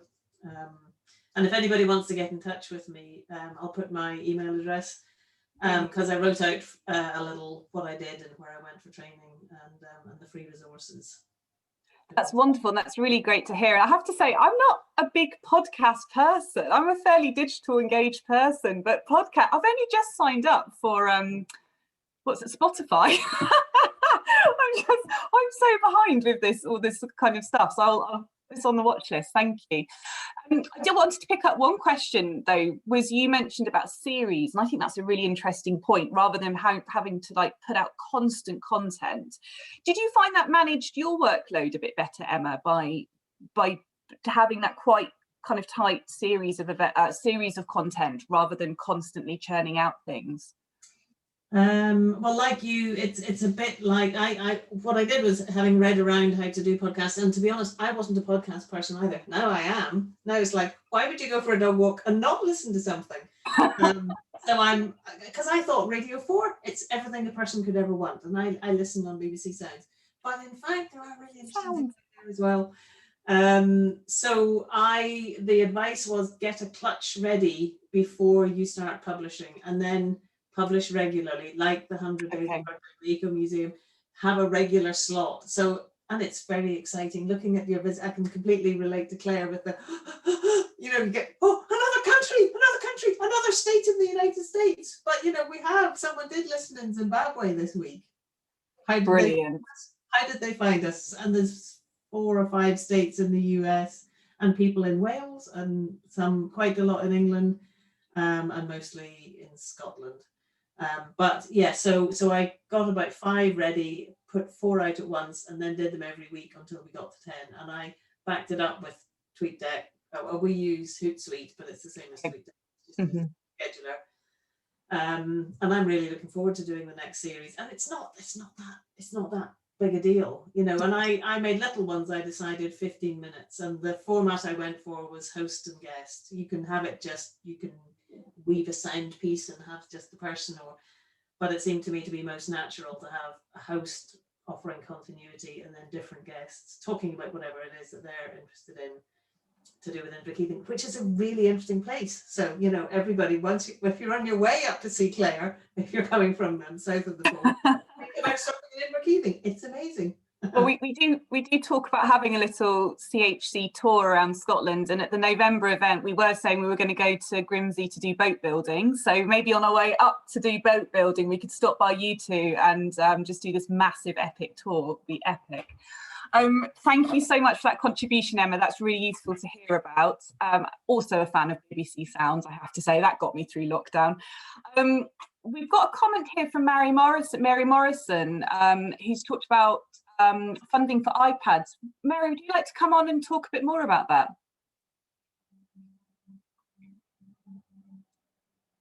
Maybe not.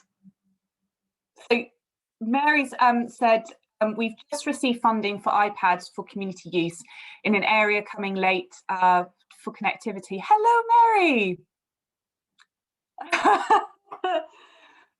You're on mute at the moment. Can I unmute you? Sorry, I was reading an email when you were talking to me. I do apologise. Oh no, so is it Mary or Mary? So we've got Mary Morrison who's talking about funding for community iPads, and then I'll come to you, Murray, if that's okay. So Mary Morrison.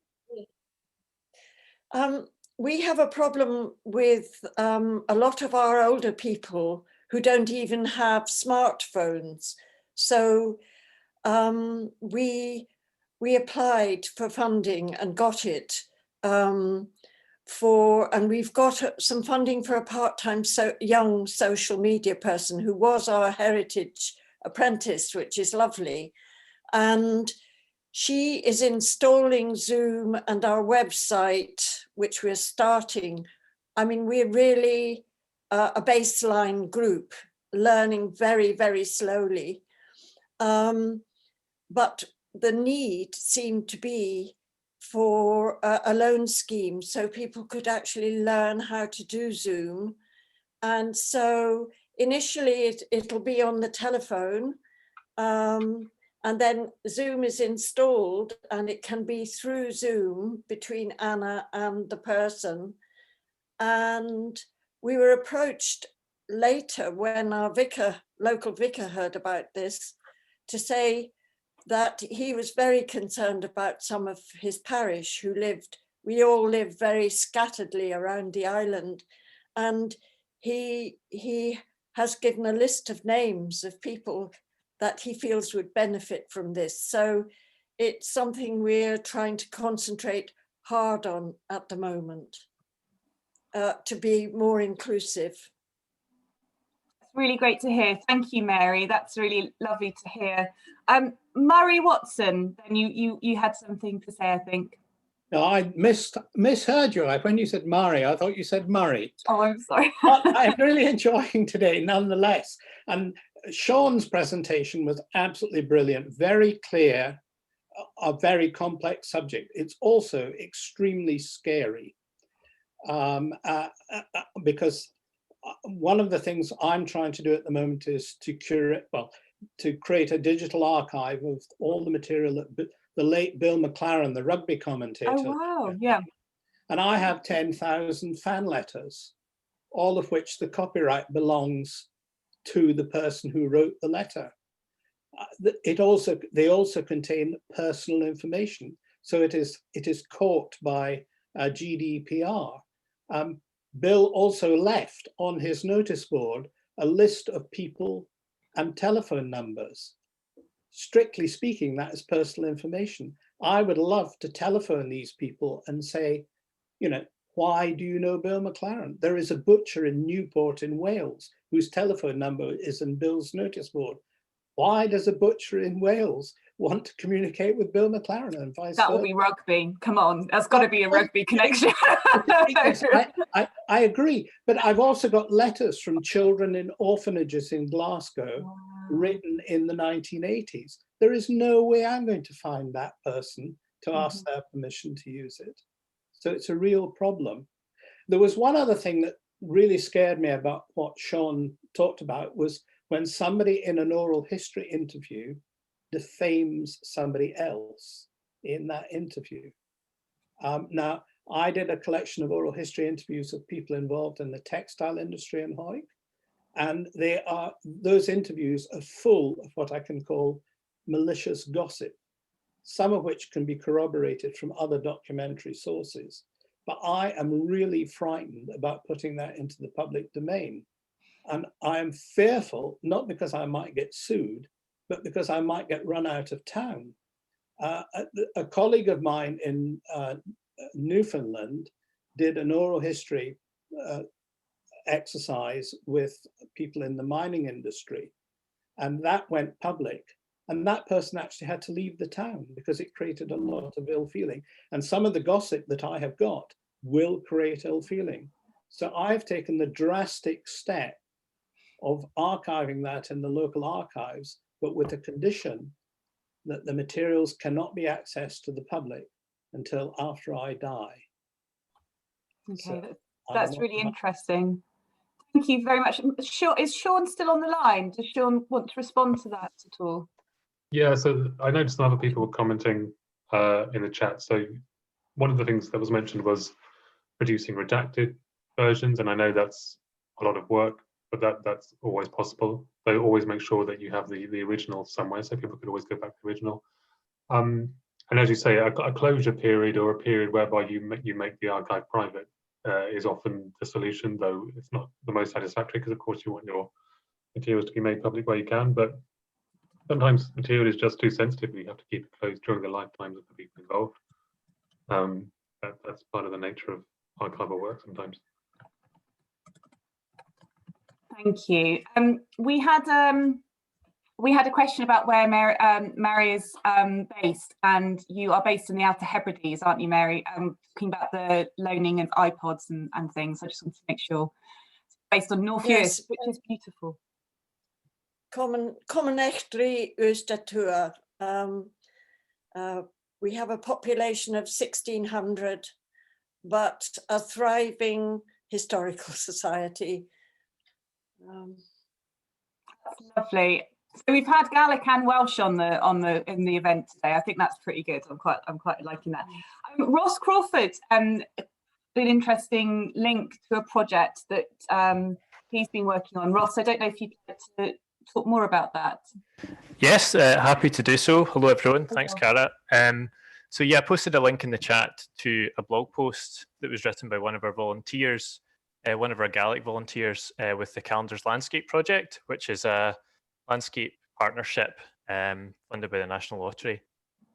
So part of that whole project was that we were training up a group of volunteer guides who could lead guided walks round about Calendar on the Gaelic landscape, place names, folklore, etc. And we had all that in place, and we'd managed to run a couple of guided walks towards the end of last year. And then we had many more planned for the spring, but then, everything happened. So we had to move everything online. And one of the things that we'd always planned to do was to send a group of the volunteers up to Salmarostig. But that again wasn't possible. So everything moved online for the further language learning. And this particular volunteer is based in Stirling, and he got kind of involved in absolutely everything he possibly could. He's an older gentleman, and between ourselves, he wasn't able to really get out of the house at all for I think a good 3 months or so. He was very much isolated, but I think our project maybe played a small part in helping him feel kind of connected to the wider world a little bit. So his blog post is really quite moving in places. He talks about the fact that he got motivated to learn Gaelic to kind of help maybe stave off Alzheimer's.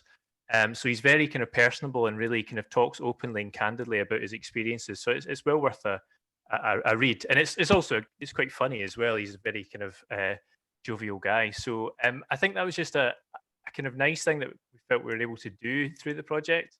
Not something, again, anyone expected, but it does kind of show you the value of kind of working closely with volunteers over this extended, very strange period. That's brilliant. Thanks so much for sharing that example, Ross. And if any of you missed it, Ross actually did a great video on Twitter during lockdown that talked about tea mugs and the right sort of tea mug to use, which caused us lots of hilarity when we watched that. So thank you. Glad to hear it. don't mind me bringing that up. It was very funny. Right, we've got Sally. Sally, are you happy to talk about the Scottish social media heritage group? No, the Scottish Heritage Social Media Group. It's Almost I lunchtime. get confused by the acronym. We're the SHSMG, otherwise known as SCHC or Scottish Heritage Social Media Group. In the 5 years that we've been active, we've not come up with a better acronym. But basically, this is something that I do as a side thing from my work at Digit with my colleague Julianne McGraw, who's the communications manager at Digit, and David McLeod, who's the marketing officer at Culture Perth and Kinross. And it's a peer-to-peer networking support group for anybody who uses social media in Scottish Heritage. So you don't have to particularly be employed in a social media role. If you do it as a volunteer, as a freelancer, in the any other duties part of your job, if you use social media in Scottish Heritage, so that's museums, archives, libraries, heritage sites, or freelance, then you're more than welcome to come along to our events. We tend to have events at the minute online every 2 months. So we've got another one coming up in January, which we're about to announce. And they're always on a different theme. And we always have a guest speaker, and then we write up what they've talked about in a blog post afterwards. So if you can't come along to the event, you can check out all of the blog posts in our website. They're really good resources. We've got stuff on how to start with Instagram if you've never used it before, how to introduce Gaelic to your content if you're not a Gaelic speaker and you would like to, how to manage social media accounts when you don't have a physical building, all that sort of stuff. And it's also just a space, the event, for problem solving and a bit of chat if you're experiencing a problem with social media at work and you're thinking, has anybody else handled this? Have they come up with a solution? Chat to us and we'll do that. So yeah, we're at Scott SMG. I think I've put the link in the chat in Twitter, and we've got a website. But feel free to come along. We'd love to have you, and it's all free and friendly. That's lovely. Sally, thank you so much for sharing that, because I suspect you're going to have a rush of subscribers now of people wanting to engage with you. So thank you so much. That's really useful. V has put an interesting point about digital creativity. V, would you like to share that with the rest of the event, or would you want me to read it out? Yeah, I think what I'm getting from this presentation as a whole is just this lovely feeling that digital creativity has stopped being the province of the young. Hurrah! That I think I have been in the past, and I've been working now with digital engagement for about 10 years, but before that, there was very much this feeling that it was what the young people did and not what people of my own age group did.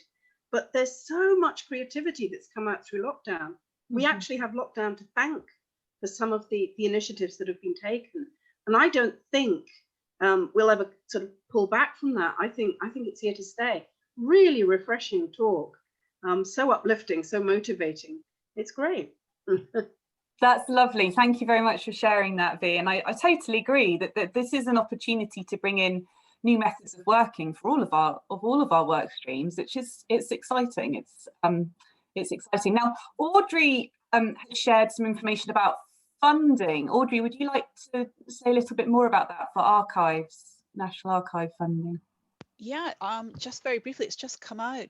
So the National Archive have got a fund that is available that will help, and it includes community archives throughout the UK. And that might help buy things like iPads, thinking about what Mary was saying, but it also could help if you're looking to buy boxes or look at the environment you keep your archive in, or even looking to catalogue and creating a digital archive. So something that Murray might be interested in with the Bill McLaren. I've put the link there. I'm very happy if you want to talk about maybe what you would like the money for, but I really recommend you click on the link and have a read about it and see if you could get some funding, because they really do want to help community groups out there. Yes, and NLHF also has several digital strands as well. I'm not sure the status of them at the moment, but there is some funding out there available specifically for digital upskilling, even if it's just training and things like that. But yeah, it's a minefield. There's a lot to learn and a lot to upskill, and podcasts. Brilliant. Jane has a point about old audiences and online sessions. Jane, would you like, we've got about a couple more minutes of this session. Jane, would you like to talk a little bit more about that? Jane Miller. Hello, Jane. I didn't realise you were here. This is lovely. We've done some lovely sessions recently, and we partnered up with Alzheimer's Scotland, who obviously have done all the legwork in getting their clients used to using Zoom and getting them online. They've done a lot of work around that. So all their dementia cafes are now running online, not with quite the same numbers that they used to have, but they've still got pretty good attendance rates.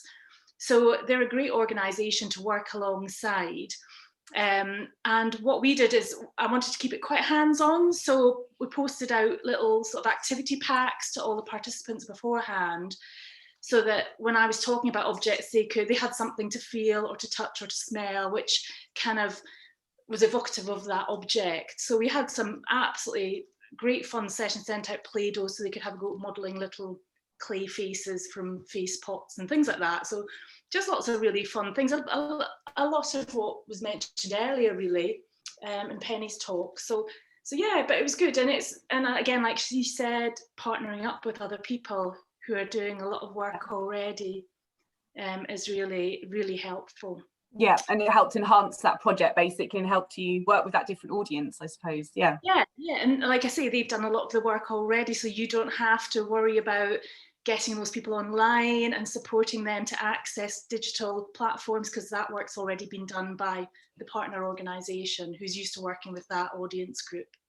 Okay, that's wonderful. Thanks for sharing that, Jane.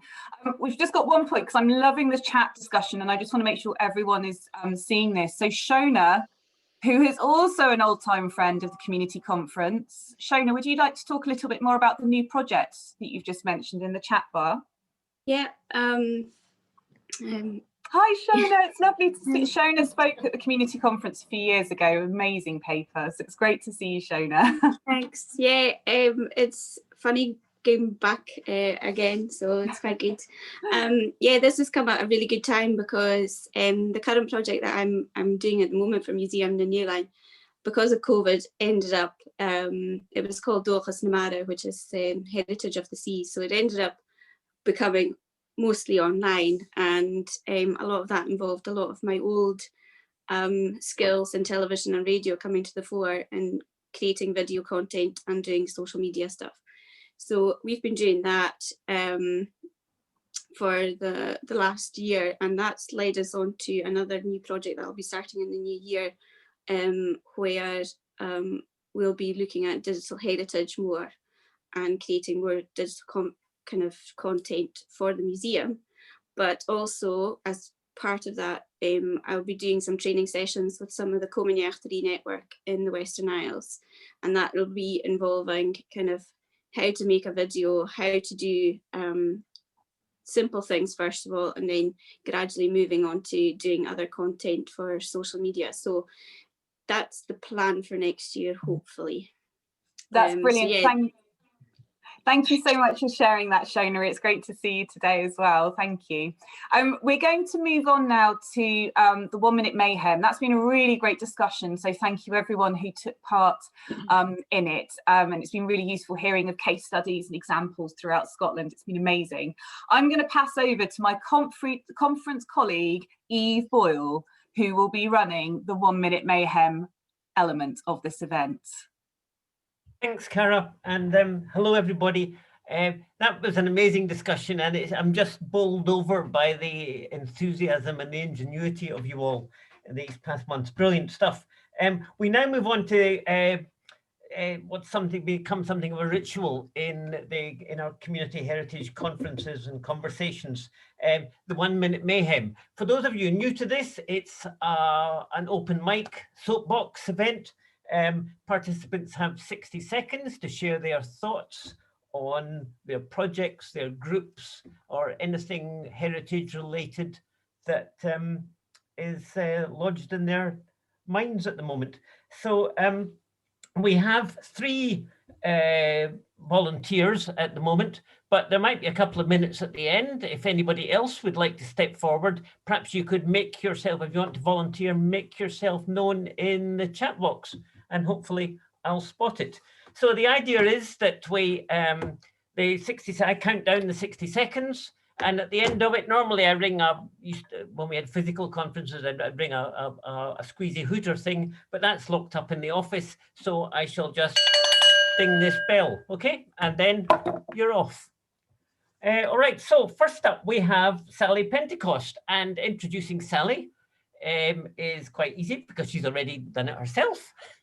She said she works for Digit 2020, and yep, there's Sally's image. Sally is going to talk to us on Scotland Digs Digital, and Sally, your minute starts now.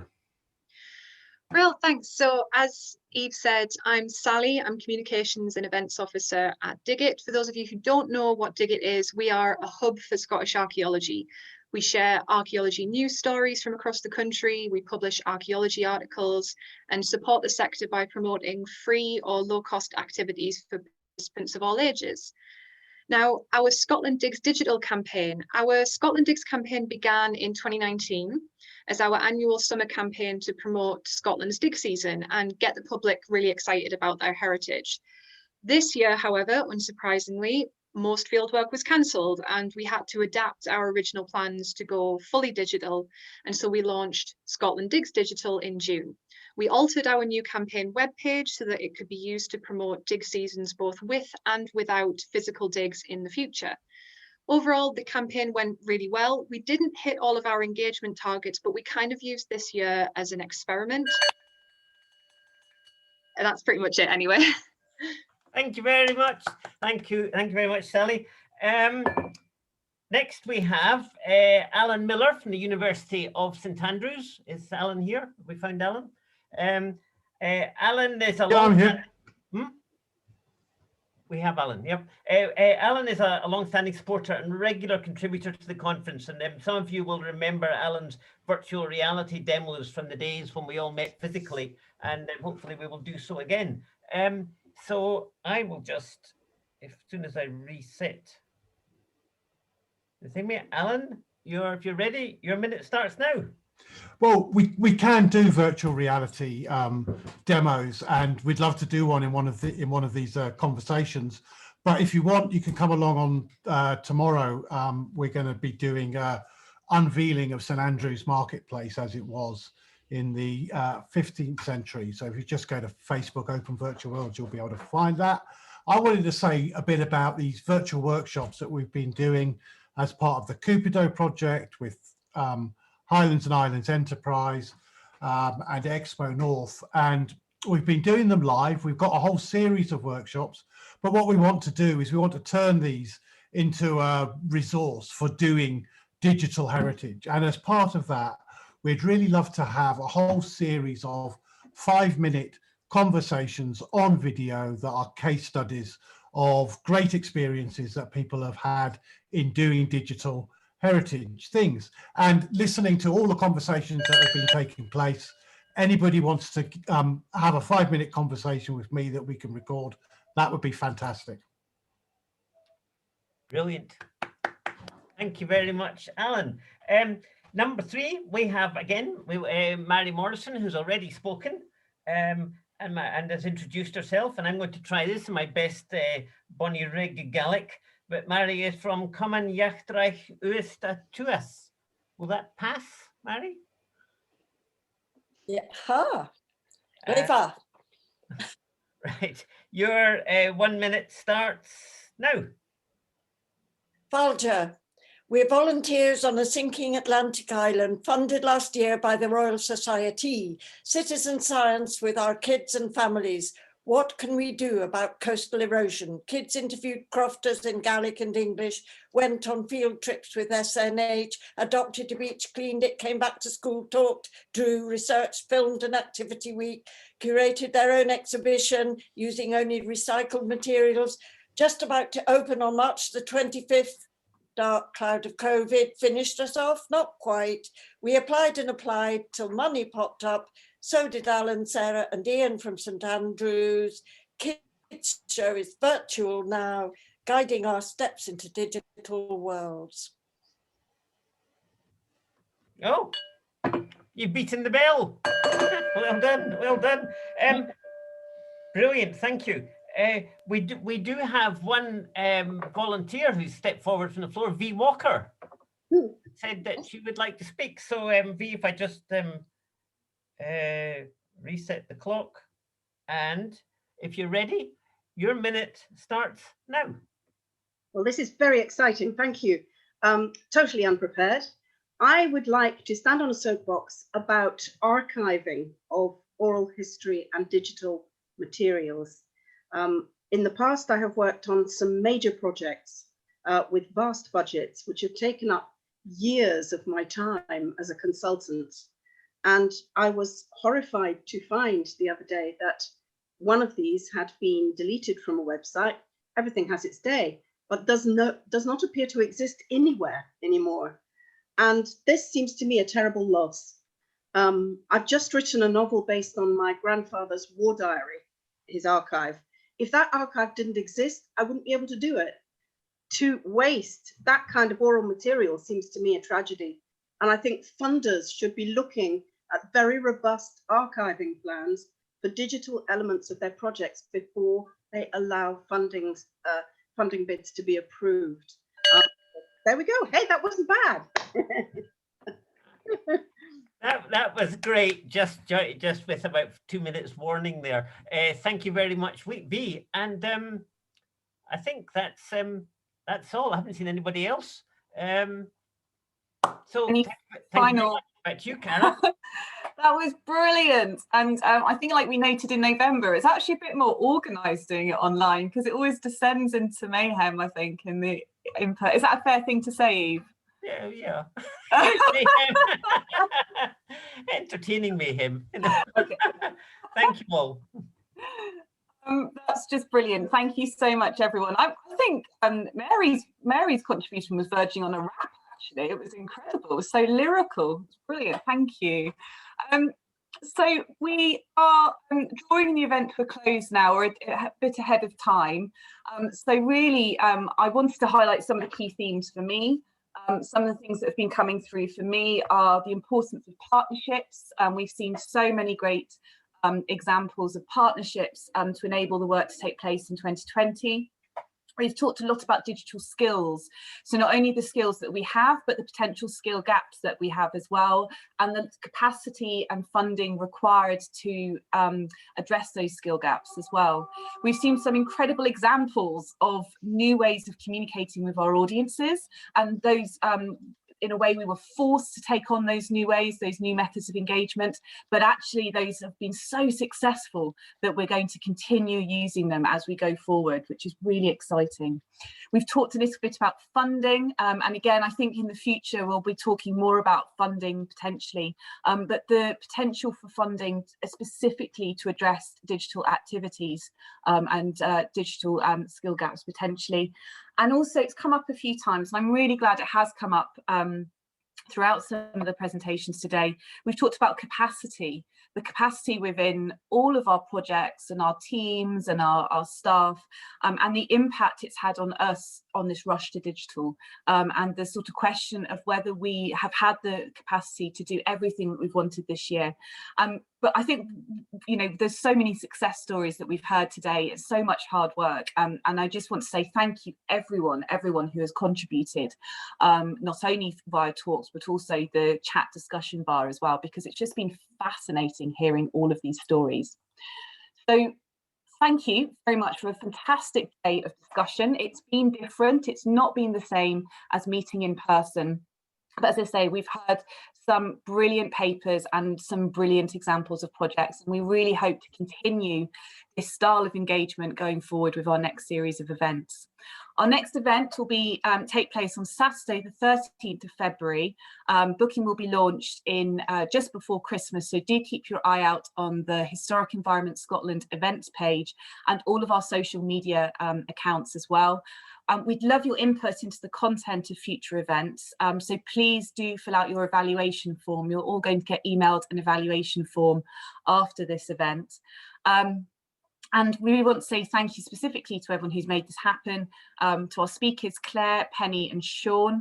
I think Sean's worked overtime. Thank you specifically, Sean, for troubleshooting a lot of questions that have come in the chat bar. That's been so helpful.